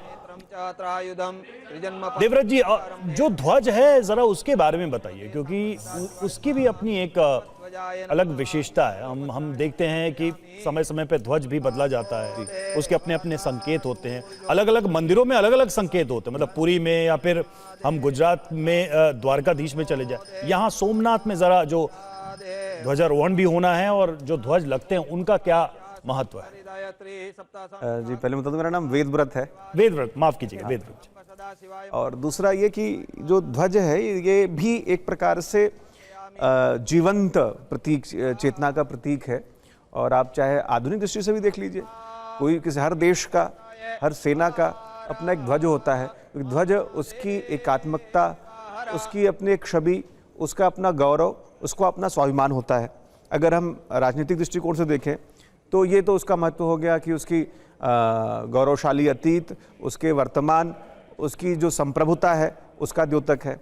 अगर हम धार्मिक दृष्टिकोण से देखें तो बहुत सारे धार्मिक ग्रंथों में ये चर्चा मिलती है कि जो है ईश्वर का एक अंश ध्वज में भी, इसको हम पताका भी कहते हैं, उसमें निवास करता है। और भारत के उत्तर में तो ये मंदिर के साथ साथ ही ध्वजा और उसका ध्वजस्तंभ होता है। अगर आप दक्षिण की परंपरा में देखें, जो द्राविड़ शैली के बने मंदिर हैं, तो आपको दिखाई पड़ेगा कि मंदिर के बाहर ही जो है वो उनका एक धर्म दंड होता है जिसपे वो पताका फहराई जाती है, और वो उतनी ही सम्माननीय पूजनीय जितना मंदिर के अंदर, जितना कि उसके गर्भगृह के अंदर जो स्थापित देवता हैं, क्योंकि ध्वज जो है वो ईश्वर का ही प्रतीक है। और उसका भी वास्तुशास्त्र में बड़ा विशद वर्णन है कि किस प्रकार से वो देवस्वरूप देवता का जो विशेष स्थान है। इसके अलावा उस मंदिर के विभिन्न जो द्वार हैं, आप देखिए द्वारों के नाम भी होते हैं, सिंह द्वार, हिरण्यद्वार आदि आदि। तो ये सब भी एक हमारी वास्तु शास्त्र के विधान के अंतर्गत ही है। और प्रत्येक देवता का, क्योंकि एक शास्त्र कथन है कि देवो भूत्वा देवम यजेत, देवता जिस देवता की पूजा करनी उस प्रकार से हमें तैयार होकर के उस प्रकार की व्यवस्था करनी चाहिए। जैसे शिवो भूत्वा शिवम यजेत, शिव की पूजन करना है, शिव का पूजन करना है तो मस्तक पे आपके जो है वो जो है किसको क्या कहते हैं, चंदन, वो त्रिपुंड होना चाहिए, भस्म होना चाहिए, गले में रुद्राक्ष होनी चाहिए। तो इसी प्रकार से उस देवता के अनुसार जस देवता तो चाहिए पूजा। तुलसीदास ने भी लिखा हुआ है कि देवता जैसा हो उस प्रकार से उसकी पूजा भी होनी चाहिए। तो हर देवता के विधान के अनुसार उनका ध्वज भी होता है, जो प्रतीक होता है उनके संप्रदाय विशेष के, उनकी विशेष जो पूजा पद्धति है उसको लेकर के। बिल्कुल। और अवधेश जी, जो तस्वीरें अभी हमने देखी, वायुसेना का हेलीकॉप्टर, इंडियन एयरफोर्स का हेलीकॉप्टर पुष्प वर्षा करता हुआ नजर आ रहा है सोमनाथ मंदिर पर, जिसे शौर्याभिषेक कहा गया है। मुझे लगता है ऐसा तो पहली बार हुआ होगा सोमनाथ मंदिर में। तो यही कल्पना का विषय है। पहले हम लोगों ने देखा है कि जब हमारे मतलब सूर असुरों के संघर्ष में जब सूर्य की विजय हो रही है, ये तो ऊपर से पुष्प वर्षा होती थी।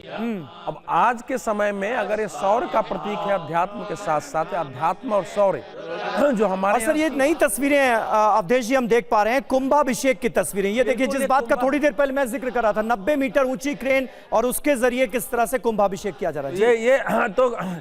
ये जो शौर्याभिषेक का अर्थ है कि देश की जो हमारी सेना है, हाँ, जो मैं अर्थ लगा पा रहा हूं इसको आज के संदर्भ में, कि हमारी जो वायु सेना है, ये भी जो है धर्म के भाव से वो प्रोत होते हुए संपूर्ण देश में शौर्य का प्रभाव यहां से फैले, क्योंकि शिव का एक जो स्वरूप है युद्ध का, उसमें शौर्य भी आता है।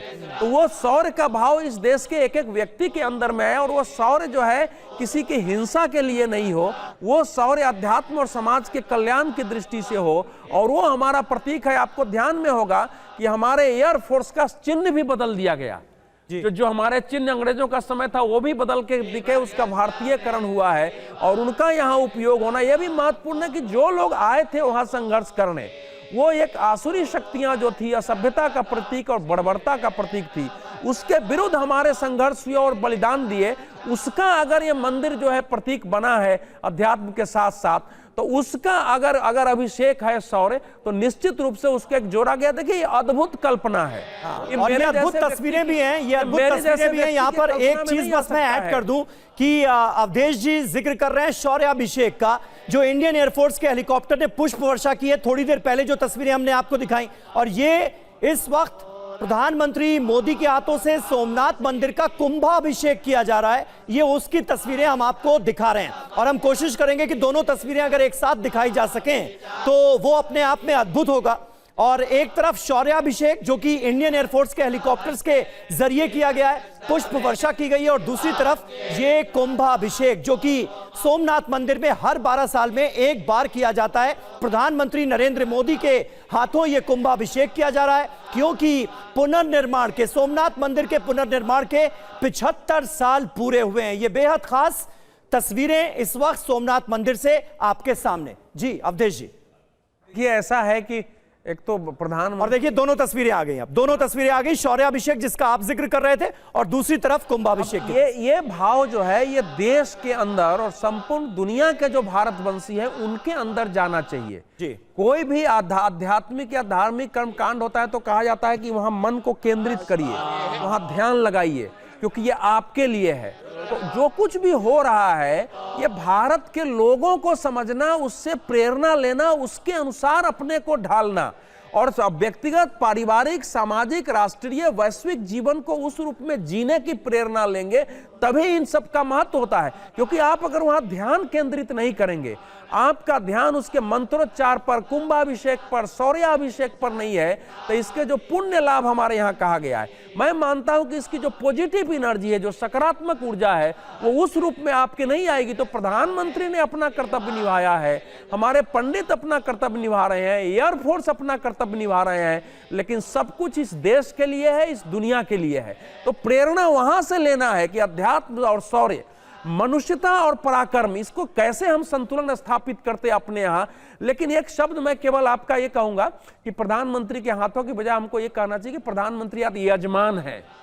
ये आज यहाँ पुरोहित के बजाय इस मंदिर के प्रधानमंत्री स्वयं यजमान बने हैं। और ये जो डॉक्टर राजेंद्र प्रसाद ने यजमान बन के जिस परंपरा की शुरुआत की थी प्राण प्रतिष्ठा 1991 प्राण प्रतिष्ठा में, उस परंपरा को प्रधानमंत्री आगे बढ़ा रहे हैं। और उसमें उस समय एक दूसरी स्थिति थी, उसमें आज के संदर्भ में संपूर्ण जो आध्यात्मिक धार्मिक कर्मकांड है उसको समग्र रूप में एक साथ कराकर और उसको अपने एयरफोर्स से शौर्याभिषेक कराकर, और जिस प्रकार से हमने रोड शो का देखा है वो प्रदर्शन जो है, जो बाकी पिछली बार भी हमने देखा 108 घोड़े, लेजर शो, हमारे विज्ञान और तकनीक को साथ में लाकर उस भारत की दिव्यता की जो दर्शन कराया है, उससे देश को प्रेरणा लेकर के और उसके अनुसार अपने को बनाना है। क्योंकि दिक्कत कहां आ रही है समीर, कि हमारे यहां से मान लीजिए दुनिया में कर्मकांडी ब्राह्मणों की मांग है, अगर उनके अंदर ये भाव नहीं है कि हमारा महत्व क्या है, हमको कैसी दिव्यता से जाना है, और वो वहां जाके कुछ गड़बड़ कर देंगे तो आपका पूरा जो अभियान है वो कमजोर हो जाएगा। हमारे यहाँ से कोई योग शिक्षक जा रहा है मान लीजिए, उसको भी समझना है कि हमारे अंदर को क्या भाव होना चाहिए, हमारा व्यवहार कितना गरिमापूर्ण होना चाहिए। वो अगर बाहर गलती करते हैं, कोई आयुर्वेद के डॉक्टर उस रूप में जाते हैं, जो भारतीय ज्ञान परंपरा की अभी वेदव्रत जी बात करें उसके लोग अगर बाहर जाते हैं, तो उनको अपने व्यवहार में, जीवन शैली में इस सब चीज को अपनाना है वहां, और वैसे तब भारत उठ के खड़ा होगा। उसमें कमी दिख रही है, प्रधानमंत्री कर रहे हैं और भी लोग कर रहे हैं, लेकिन जो पूरे देश में ऐसी शक्तियों को उस रूप में गरिमामय और सकारात्मक चेतना से खड़ा होना है, उसमें आज भी कमी है। ये इस देश के नागरिकों को ये लेना पड़ेगा, और विशेष रूप से हिंदुओं को यह दायित्व लेना पड़ेगा कि हमको देख के दुनिया बदले और दुनिया सीखे। वो केवल पूजा के यहीं तक सीमित नहीं है। अगर यहाँ से आप सोचिए कि प्रथम ज्योतिर्लिंग कहा गया है, वहां कुंभाभिषेक हो रहा है, ध्वज की आपने चर्चा की, वहां से ध्वज का कंपन दिखाया जा रहा है, वहां से शौर्याभिषेक हो रहा है, वहां से इतने मंत्रोच्चार हो रहे हैं, तो ये तो संपूर्ण देश और विश्व के लिए है। तो देश के लोगों को इस रूप में लेना चाहिए। पॉलिटिकल पार्टियां उस पर नेगेटिव कमेंट, और इस वक्त दुनिया के जो हालात हैं उसमें इस तरह की पॉजिटिव एनर्जी की कितनी जरूरत है, मुझे लगता है इससे कोई भी इनकार नहीं कर सकता। तो इसीलिए कह रहा हूं ना कि ये हम महसूस करेंगे तभी होगा ना। हवा तो हम देख नहीं सकते हैं, सांस लेते हैं, लेकिन हम महसूस करते हैं कि अगर गंदी हवा आ गई तो हमारे अंदर छटपटाहट होने लगती है, लेकिन वही अगर सुगंधित हवा आ गई तो कितना अच्छा लगता है कि हाँ कोई बढ़िया सेंट दे दिया है। तो उसी प्रकार से ये भी पॉजिटिव एनर्जी और दिव्य ऊर्जाएं होती हैं जिनको महसूस करना और समझना पड़ता है। तो वो यहाँ से वो एक कोशिश है।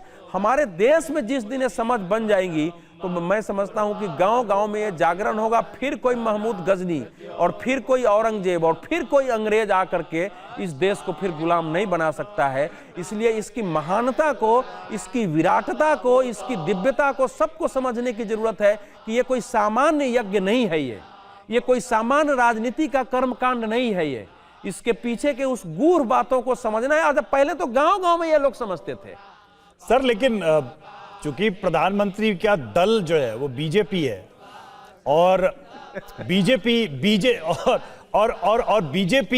का आरएसएस से संबंध, और आरएसएस का जो एक लॉन्ग टर्म एजेंडा है, चाहे हिंदुत्व को लेकर कह लीजिए, हिंदू राष्ट्र को लेकर कह लीजिए, तो बहुत सारे लोगों को इन तस्वीरों के पीछे बहुत ही गूढ़ प्रश्न भी नजर आ रहे होंगे। क्या ये सवाल नहीं उठेंगे?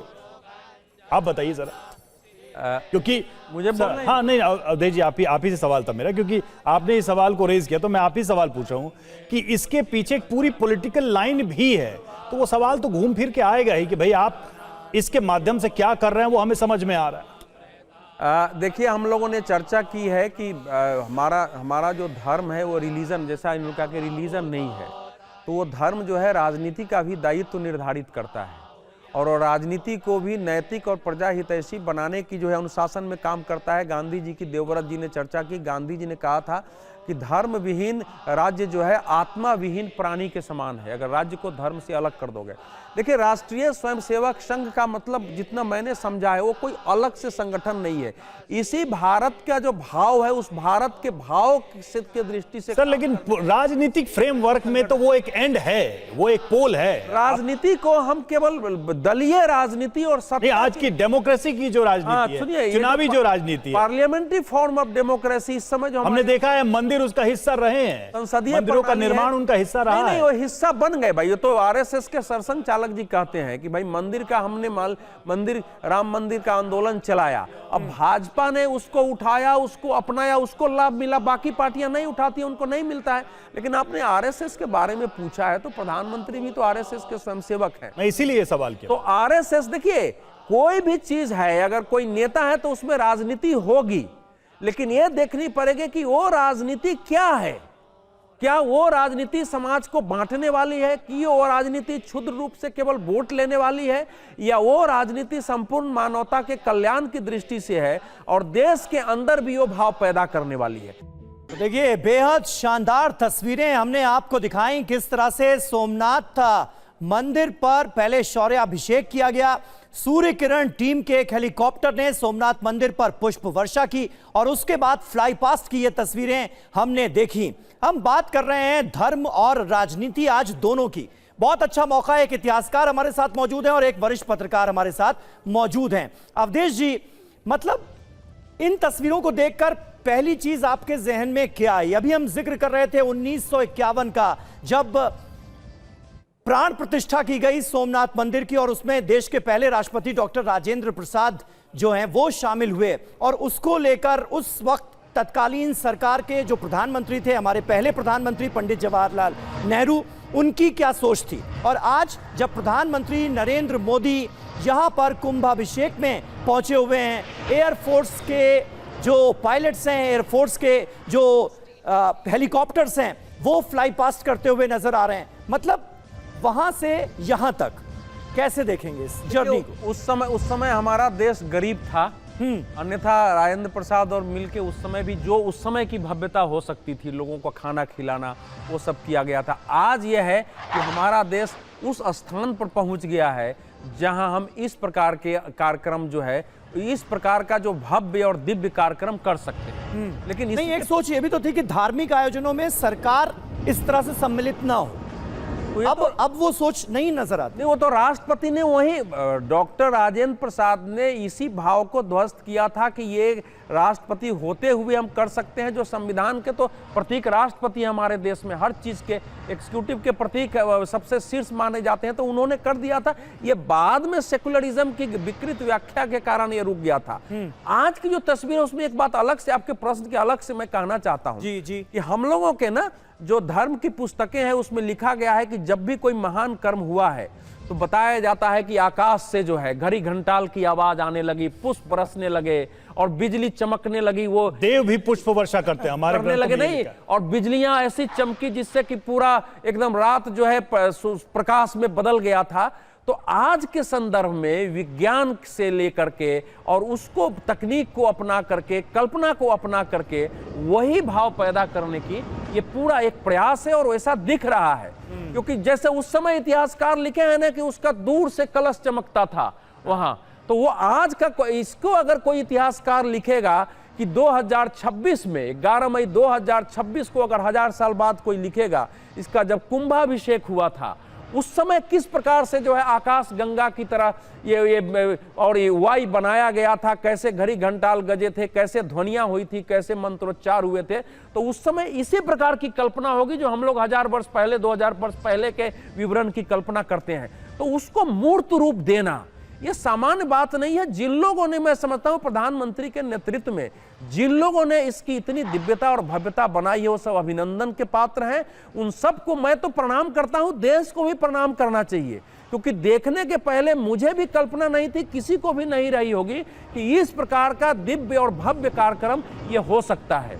तो जो आलोचना करने वाले आलोचना करेंगे, अब उसकी आलोचना वालों को भी तो एक कल्पना होनी चाहिए कि किस प्रकार के कार्यक्रम है। विपक्ष के भी कहीं कहीं, विपक्ष के भी जहां सरकारें हैं वहां भी ऐसे स्थान है, मंदिरों के स्थान है, एक दो कार्यक्रम करके विपक्ष को चुनौती देनी चाहिए, राजनीति करनी है तो आप तो वो देंगे नहीं, क्योंकि एक मुख्यमंत्री कहते हैं कि भैया हम तो केवल आपके कारण हैं, मुसलमानों की सभा में रेवंत रेड्डी।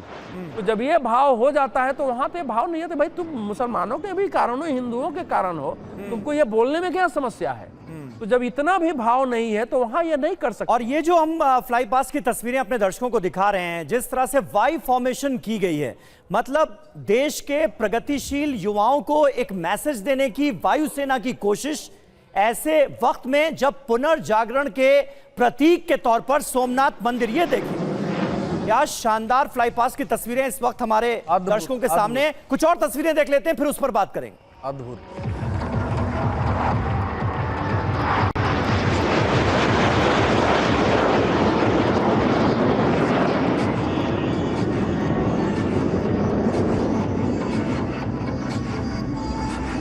और डॉक्टर वेदव्रत तिवारी जी हमारे साथ मौजूद हैं। डॉक्टर तिवारी, मुझे लगता है जो भी इस वक्त इन तस्वीरों को देख रहा होगा उसके जहन में ये तो जरूर आ रहा होगा कि ये तो कल्पना से भी परे हो गया, मतलब उम्मीद से ज्यादा हो गया, इतना भव्य होगा ये प्रोग्राम, ये तो हमने और आपने भी एक्सपेक्ट नहीं किया था। देखिए, ये कई संदेश देता है ये पूरा कार्यक्रम जो है। हाँ, भारत की वायुसेना की आज हम देखते हैं सूर्य किरण टीम लगी हुई है, और अगर आप ध्यान से देखें तो भारत की वायुसेना का जो ध्येय वाक्य, जिसको आप मोटो कहते हैं, वो है नभः स्पर्शम दीप्तम, कि touch the sky with glory. और that is we can see in today's event किस तरीके से, और it is also showcasing the are strength of our force, हमारी जो वायुसेना है उसकी स्ट्रेंथ। ये formation, Y formation is not that easy, how much it, मतलब कितना समय लगा उसको पूरा इसको प्रैक्टिस एक्सरसाइज करने में। और आज आप देख रहे हैं कि आज हम पूरा दुनिया जो है, लगभग आधे से ज़्यादा दुनिया जो है वो युद्ध में चल रही है ऐसे में। और सबसे बड़ा आजकल, अब हम कन्वेंशनल वॉर नहीं लड़ रहे हैं, हम बैटलफील्ड में नहीं जा रहे हैं, एयरफोर्स और ड्रोन ये हमारी क्षमता है। तो ये सिर्फ मंदिर की पुनर्प्रतिष्ठा का ही नहीं है, बल्कि भारत के युवा वर्ग और उसके साथ साथ जो है हमारी जो सैन्य शक्ति है उसका भी प्रदर्शन है। इसी तरीके से आप देखिए, सरकार ने आते ही हमारी जो नौसेना है उसका भी ध्येय वाक्य परिवर्तित किया, शन्नो वरुण। वरुण यानी कि जो जल के देवता हैं, और वरुण का ही मंत्र है बम, इसीलिए भगवान शिव की उपासना में बम बम बोला जाता है। अगर आप देखेंगे, मैं शास्त्रीय तथ्य बता रहा हूं आपको, तो शन्नो वरुण जो है इसका मतलब है कि वरुण हमारी रक्षा करें, जल के देवता हमारी रक्षा करें। इस भाव से हम जल में अपनी सेना के साथ चल रहे हैं। तो ये एक भारत की निश्चित रूप से एक सांस्कृतिक, राष्ट्रीय और हमारी जो राजनीतिक तस्वीर कितनी खास है। चिंतन प्रधानमंत्री नरेंद्र मोदी और वो हार्ट फॉर्मेशन जो है वो आसमान में नजर आ रहा है। वेदव्रत जी, जाते जाते वो जो वाई फॉर्मेशन अभी थोड़ी देर पहले हमें देखने को मिली, उससे मैसेज क्या दिया गया, संदेश क्या दिया गया? मतलब देश के युवाओं को अपनी सांस्कृतिक चेतना से जोड़ने की ये जो कोशिश है, इस पर दो लाइनें आपकी तरफ से। बिल्कुल, youth is the future, present भी है और हमारे फ्यूचर भी है। तो अगले 30, कम से कम जो आज का 20-25 वर्ष का युवा है, अगले 30-40 साल तक वो कार्यदायी वर्कफोर्स के तौर पे काम करेगा। तो ये उनको प्रेरणा लेनी है। ये संदेश है मोदी जी के द्वारा देश के युवाओं को कि सिर्फ आप अपने कार्यक्षेत्र तक ही सीमित न रहें, आपकी एक एक्सपर्टीज होगी, आपकी विशेषज्ञता होगी, लेकिन देश को आगे ले जाने का दायित्व भी आपके ऊपर है। तो सिर्फ आपके अपने डोमेन से नहीं होगा, बल्कि भारत के जो डाइवर्सिफाइड जो कल्चरल हमारा जो हेरिटेज है, जो सांस्कृतिक वैविध्य है, उसको समझना होगा, जो हमेशा यही कहता है सर्वभूतो हिते रता, सबकी कामना, सबके मंगल की कामना, सर्वे भवन्तु सुखिनः के जो भाव के साथ। तो मोदी जी ये कहना चाह रहे हैं कि युवा शक्ति जो है, जो बहुत पहले विवेकानंद ने कहा था, उत्तिष्ठत् जागृत वारान्य विदोदयत्, मतलब कि आप उठिए, जागरिए और अपने लक्ष्य की तरफ बढ़िए। तो ये युवा वर्ग ही कर सकता है। और क्योंकि मुझे लगता है दुनिया में सबसे बड़ा युवा जो पॉपुलेशन है वो हमारे देश की है, तो ऐसे में बहुत जिम्मेदारी भी है और बहुत एक्सपेक्टेशंस भी हैं जो ये संदेश मोदी जी देना चाह रहे थे। बहुत बहुत शुक्रिया डॉक्टर वेदव्रत जी। मुझे पता है आपको कहीं जाना है, और बहुत बहुत शुक्रिया हमारे इस कार्यक्रम में जुड़ने के लिए। तो इतिहास के ज्ञानी के तौर पर ही नहीं बल्कि धर्म और आध्यात्म के ज्ञानी के तौर पर भी डॉक्टर वेदव्रत तिवारी जी ने जिन बातों का जिक्र किया वो अपने आप में बहुत महत्वपूर्ण, खास करके इस इवेंट के मद्देनजर। अवधेश जी हमारे साथ लगातार बने हुए हैं और ये तस्वीरें आप देखिए सोमनाथ मंदिर से, ये लाइव तस्वीरें आपको हम दिखा रहे हैं किस तरह से एयरफोर्स के जो पायलट्स हैं वो अलग अलग फॉर्मेशंस करते हुए नजर आ रहे हैं। ये थोड़ी देर पहले हमने देखा वाई फॉर्मेशन की गई थी, एक हार्ट फॉर्मेशन भी हमें स्काई में नजर आई। सोमनाथ मंदिर के शिखर पर शौर्य अभिषेक की ये बेहद खास तस्वीरें आपके सामने। सूर्य किरण जय हिंद। इंडियन एयरफोर्स तरफ से आप सबों खूब खूब आभार। सूर्य किरण जय हिंद। इंडियन एयरफोर्स तरफ से आप सबों खूब खूब आभार। सूर्य किरण जय हिंद। इंडियन एयरफोर्स तरफ से आप सबों खूब खूब आभार। सूर्य किरण जय हिंद। इंडियन एयरफोर्स तरफ से आप सबों खूब खूब आभार। तो देखिए, सूर्य किरण टीम का जो ये प्रदर्शन है ये भारत ही नहीं पूरी दुनिया देख रही होगी। और देखिए कैसे जो आसमान में भारतीय वायुसेना लिख रही है वो इतिहास है। वो चाहे वाई फॉर्मेशन, वो जो चाहे वाई बनाने की बात हो या फिर हृदय बनाने की बात हो, वो सब कुछ अपने आप में एक ऐतिहासिक पल है। आप देखिए आसमान में कितनी खूबसूरती से सोमनाथ के मंदिर के शीर्ष पर ध्वजा लहरा रहा और उसके पीछे ये मार्च पास्ट, ये कलाबाजी भारतीय वायुसेना की सूर्य किरण टीम का शानदार प्रदर्शन यहां पर। और ये जो तस्वीरें, 4 तस्वीरें हम आपको दिखा रहे हैं, अभी थोड़ी देर पहले आप देख रहे थे, उन चारों तस्वीरों में आप देखिए अलग अलग फॉर्मेशन में भारतीय वायुसेना यहां आसमान में रंग उकेरती हुई। प्रधानमंत्री नरेंद्र मोदी निहारते हुए भारतीय वायुसेना के इन विमानों को और इस आसमान में की जा रही खूबसूरत पेंटिंग को। भारतीय वायुसेना की ताकत दुनिया की प्रमुख वायुसेना की ताकतों में से शुमार है, लेकिन आज का दिन काफी अहम है। एक तरफ भारत अपनी संस्कृति का उत्सव मना रहा है, वहीं दूसरी तरफ इस उत्सव में भारतीय वायुसेना की ताकत भी सम्मिलित हो रही है। ये शौर्याभिषेक किया गया है भारतीय वायुसेना की तरफ से। कई तरह के अभिषेक तो हुए ही, शौर्याभिषेक, और ये भी वायु से। अभी थोड़ी देर पहले हमने आपको दिखाई थी वो तस्वीर जब पुष्प वर्षा हो रही थी, और हमारे स्टूडियो में मेहमानों ने भी कहा कि किसी समय में जब इस तरह के वर्णन होते थे तो लगता था कि ये शायद होगा, नहीं होगा, ऐसा हुआ होगा, लेकिन आज ये तस्वीरें साक्षात बता रही हैं कि किस तरह से भव्य तरीके से ये अभिषेक हुआ करते थे। और आज एक बार फिर से वही अतीत आज वर्तमान में आंखों के सामने है, जब सोमनाथ मंदिर के परिसर में ये सब कुछ होता दिखाई दे रहा है। भारतीय वायुसेना की शक्ति यहां नजर आ रही है, वहीं दूसरी तरफ हमारे संस्कृति की शक्ति भी नजर आ रही है। अवधेश जी, तस्वीरें तो हम दिखा ही रहे हैं भारतीय वायुसेना की जो एक तरीके से चित्रकारी आप कहिए इस अंबर में, वो भी हम देख पा रहे हैं। आप थोड़ी देर पहले कह रहे थे कि आपने भी अंदाजा नहीं लगाया था कि इस भव्यता के साथ, इस पूर्णता के साथ यह आयोजन किया जाएगा। देखिए, इसके लिए तो कोई भी शब्द छोटा पड़ जाएगा। मैं आपको सच्चाई बताऊं, मैं आपके दर्शकों के सामने, जो आपके करोड़ों दर्शक भारत से भारत बाहर हैं, कि अगर मैं अपने को मानूं कि इनका अपने शब्दों से मैं वर्णन कर दूंगा तो मेरी क्षमता नहीं है। जैसे कहा गया है कि संपूर्ण समुद्र को आप मतलब इंक में बदल दें, सारे धरती पर जितने लकड़ी हैं उनको आप कलम में बदल दें, धरती को कागज में बदल दें तो लिख दें, मैं वो थोड़ा अतिशक्ति हो जाएगी। लेकिन वाकई ये तो अद्भुत है, अकल्पनीय है, अविश्वसनीय भी है। तो अब इसके पीछे कितनी कल्पना है, कितनी तैयारी हुई है। आप सोचिए कि चाहे आलोचना आप जितनी करिए, लेकिन भारत के ये जो आध्यात्मिक शक्ति है उसमें एयरफोर्स का उपयोग, उसमें हमारे तकनीक का, विज्ञान का उपयोग, हमारी इस प्रकार से उपयोग की कल्पना किसने की थी? तो ये है। अब मैं जो इसको मान रहा हूं, एक पहला तो है कि दुनिया इस समय युद्ध में उलझी है, उनका एयरफोर्स बम गिरा रहा है, और हमारा जो एयरफोर्स है लोगों के अंदर अध्यात्म और सकारात्मक, ये भी तो एक बात का प्रतीक है, ऊर्जा की दृष्टि से उसका कि उपयोग हो रहा है। भारत के धर्म आध्यात्म से अलग भारत में शक्ति और शोध नहीं रहा है। मतलब वो चाहे चिकित्सा विज्ञान हो, चाहे वो शस्त्र विज्ञान हो, चाहे वो दूसरे तमाम विज्ञान हो, उन सब का स्रोत अगर देखा जाए तो भारत का आध्यात्म और धर्म ही रहा है। क्या ये इस बात को जीवंत रूप में या प्रत्यक्ष प्रमाणिक, जिसको आप आंखों से देख सके, उसी बात को स्थापित करने का प्रयास नहीं? देखिए, हमारे यहाँ जितनी भी विधाएं रही हैं उसके लिए एक ही मतलब लोक मंगल का भाव रहा है। लोक का मतलब केवल मनुष्य नहीं, संपूर्ण लोक का जिसमें कल्याण और मंगल हो, उसकी दृष्टि से चाहे हमारी चिकित्सा प्रणाली हो, हमारा शिक्षा हो, हमारी शक्ति हो, उसकी दृष्टि से रही है। अब वो भाव भारत में फिर से पैदा करना है, तो इस प्रकार के कार्यक्रम, लेकिन अब इसके मैसेज इसी रूप में देश लें।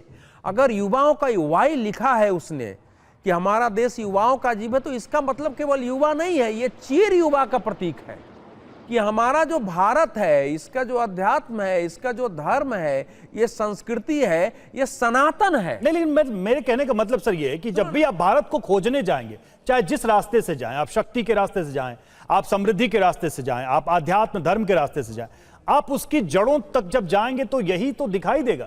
मतलब वो जो सांस्कृतिक पहचान है भारत की, आप कुल मिला के उसी तरफ बढ़ेंगे, उसी दिशा में आप गति करते हुए नजर आएंगे। क्या वो एक संकेत नहीं यहां पे जा रहा है? नहीं, बिल्कुल संकेत है। इसीलिए देश को समझने की जरूरत है कि जो हमारे पूर्वज थे, के मुंशी, सरदार वल्लभ भाई पटेल, सोमनाथ जी, उसके पहले जो अहिल्याबाई बाई होलकर ने 1783 ईस्वी में वहां अलग से सोमनाथ मंदिर बनाया।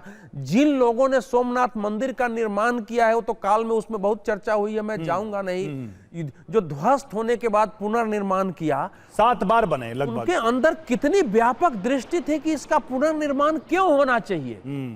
कि जहां से मैंने पश्चिम भारत की एक प्रकार से शुरुआत हो रही है, जहां 6000 किलोमीटर तक समुद्र में, पूरा पश्चिम में द्वीप है, लेकिन सीधे आर्कटिक तक है, जहां वो उस जगह से इसके निर्माण से कैसी दिव्य ऊर्जा पूरे देश और दुनिया में जाएगी, उसको आज के संदर्भ में कैसे प्रदर्शित करना है कि उसका लोग अपने अनुरूप अर्थ लगाएं, वो अद्भुत है। तो सोचा ही नहीं जा सकता है। इसीलिए मैं कह रहा हूं कि हमारे देश के लोगों को आलोचना जरूर करिए प्रधानमंत्री नरेंद्र मोदी की राजनीति की, लेकिन जो कुछ इस देश की दृष्टि से हो रहा है, जो हमारे पूर्वजों से प्रेरणा लेके उसको समझ के उसके अनुसार अपनी भूमिका निभाने की जरूरत है।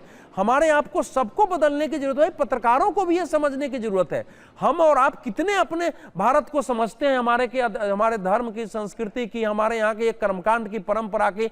अभी हम लोगों ने कुंभाभिषेक की चर्चा की, हम में से कितने लोगों को कुंभाभिषेक की चर्चा पता है कि ये क्या होता है। ध्वज के बारे में इन्होंने पूछा, आपने पूछा, ध्वज के बारे में, मंदिर के ध्वज के बारे में कितने लोगों का ध्वजा है। मंदिर का जो वास्तुशिल्प है, उसमें जो विग्रह है, जो मूर्तियां हैं, उसमें जो मंत्र हैं, उसके भाव, उसके अर्थ हमको कितने लोगों को पता है। तो हम तो स्वयं ही अपने बारे में नहीं जानते हैं, सोचते हैं कि महाज्ञानी हो गए हैं। हमारा यही हो गया है। गांधी जी ने लिखा है एक जगह कि मनुष्य पैदा लिया है ईश्वर को जानने के लिए, वो सारा काम करता है, केवल यही नहीं करता है।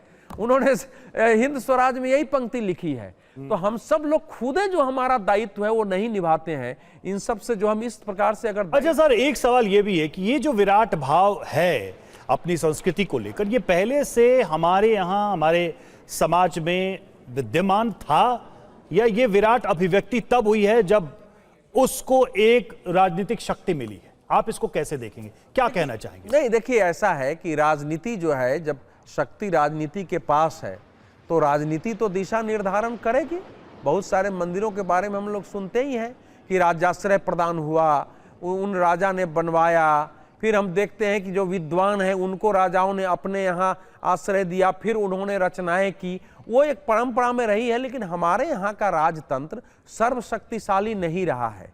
इसीलिए धर्म दंड जो है प्रमुख रहा है। पुरोहित जो है, किसी को जब राजगद्दी देता था, वो ला करके उनका राज्याभिषेक होता था कि भाई आपका राज्यारोहण हो रहा है, तो उसके बाद उसमें अलग अलग शपथ होते थे, संकल्प होते थे, और राजदंड से पीठ पर मारा जाता था धर्मदंड से, कि धर्मदंड तुम्हारे ऊपर है। तो इसीलिए वो धर्मदंड प्रमुख रहा है। वो धर्मदंड कोई सांप्रदायिक नहीं रहा है, रिलीजन का भाव नहीं रहा है। ये कल्पना को असल में क्या है कि वो हमारे यहाँ ना ये आक्रमणकारियों ने जिनको समझ नहीं थी उन्होंने इसको जबरदस्त नष्ट किया और हम भी आत्मस्मृति के शिकार हो गए, उसी में बह गए। हमारी पूरी शिक्षा प्रणाली ने हमको उससे दूर कर दिया। अब उसको कैसे आज खड़ा किया जाए वो एक छोटी छोटी कोशिश होती है। अभी सोमनाथ का अमृत पर्व जो है या जय सोमनाथ स्वाभिमान पर्व, ऐसे पर्व उसी दृष्टि से है। आप देखिए ना क्या संजोग है, वंदे मातरम का 150वां वर्ष आपके यहाँ हो रहा है, स्वतंत्रता का 75 वर्ष हमने मनाया है, राष्ट्रीय स्वयंसेवक संघ के शताब्दी वर्ष हो रहा है, गुरुदेव रविन्द्रनाथ टैगोर का 150 वर्ष। कुछ चीजें जो है मिल रही हैं ऐसे ये हमारे देश में, तो लगता है कुछ अच्छा होगा, मान के चलना चाहिए। लेकिन हम सब लोग इसको समझेंगे, प्रेरणा लेंगे कि ये सब हो रहा है। तो अब इस तो एयरफोर्स का देखिए ना, मैं तो सोच रहा हूँ कि एयरफोर्स के लिए भी एक नई दृष्टि का है कि उसका ऐसा सदुपयोग होना, कि एयरफोर्स का ऐसा सदुपयोग हो कि हमारे देश के आध्यात्मिक सांस्कृतिक पुनर्जागरण। कुछ लोग लेकिन सर कहेंगे कि दुरुपयोग हो रहा है।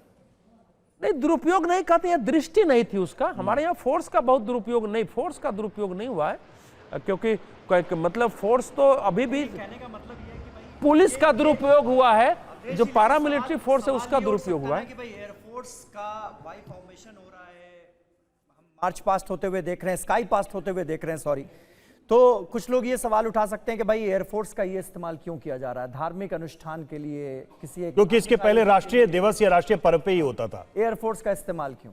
तो ये अभी हम लोगों ने चर्चा की है ना कि उसको ये पूरा अलग से इसमें एयरफोर्स नहीं है, इसको संपूर्ण कर्मकांड को साथ मिलाकर देखना पड़ता है कि ये उसका एक भाग है, कि उस भाग को दिव्यता और भव्यता देने के लिए वो कर्मकांड के स्वरूप में उसको लिया गया है।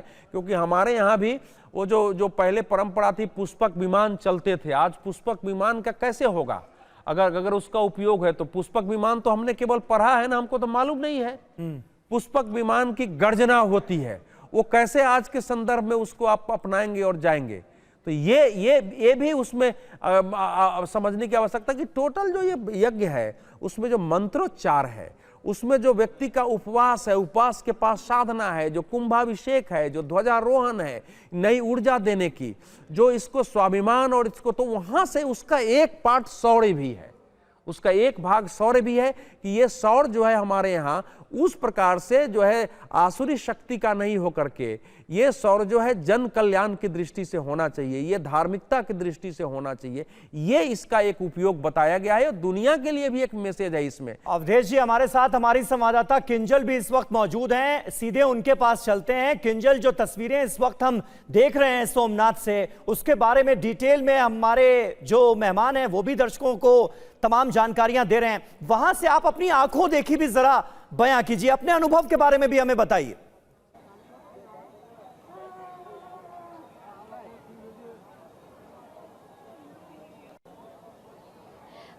देखिए, पहली बार ऐसा है कि गुजरात में सोमनाथ में एक नई परंपरा है, उसका प्रारंभ हुआ है और वो है कुंभाभिषेक। जैसे मैंने पहले भी बताया कि दक्षिण के जो राज्य हैं वहाँ पे परंपरा थी, गुजरात में नहीं थी, लेकिन परंपराओं को बढ़ाया भी जा सकता है। अब देख सकते हैं कि पहली बार मंदिर पे 11 अलग अलग कह सकते हैं जगह धर्मस्थानों से, जलाशयों से जल लाया गया, कुंभाभिषेक किया गया। उसी के साथ यहाँ पे दो एक माहौल देखने को मिले, एक तरफ भक्ति का माहौल था वो दिख रहा था, तो दूसरी तरफ देश को लेके, देश को लेके जो जज्बा होता है, जिस तरह से फाइटर प्लेन यहाँ पे आए और जो करतब दिखाया गया फाइटर प्लेनों ने, जिस तरह से सूर्य किरण का जो एयर शो हुआ वहाँ पे आपको देखिए कि तिरंगा भी देखने मिला। तो उसी के साथ एक हार्ट शेप भी बनाया गया कि एक भारत माँ के दिल में हर लोग रहते हैं, ये एक मैसेज आया। सबसे इंटरेस्टिंग बात कि जब कॉकपिट से खुद कप्तान ने बात की, भारत माँ की जय बोले, जय सोमनाथ बोले, तो वो एक जो नज़ारा था वो काफ़ी कह सकते हैं कि रोमांचक नज़ारा था और लोग यहाँ पे खड़े थे, तकरीबन सारे लोग, क्योंकि ये सोमनाथ एक ऐसी छोटी जगह है कि वहाँ पे इस टाइप के एयर शो होने या यहाँ के लोगों को एयर शो देखना ये बहुत ही कम होता है। तो ये जो सूर्य किरण एयर शो है वो यहाँ पे हुआ। सबसे बड़ी महापूजा थी जो यहाँ पे हुई। विरासत की बात तो आज हो ही रही थी, लेकिन विरासत को किस तरह से आगे बढ़ाया जाए। अलौकिक कुंभाभिषेक की तस्वीरें तस्वीरें आज हमें देखने को मिली हैं सोमनाथ मंदिर से। ये लाइव तस्वीरें हमारे दर्शक देख पा रहे थे। अपने खास मेहमानों का भी शुक्रिया अदा करना चाहेंगे हमारे साथ इस खास कवरेज में जुड़ने के लिए।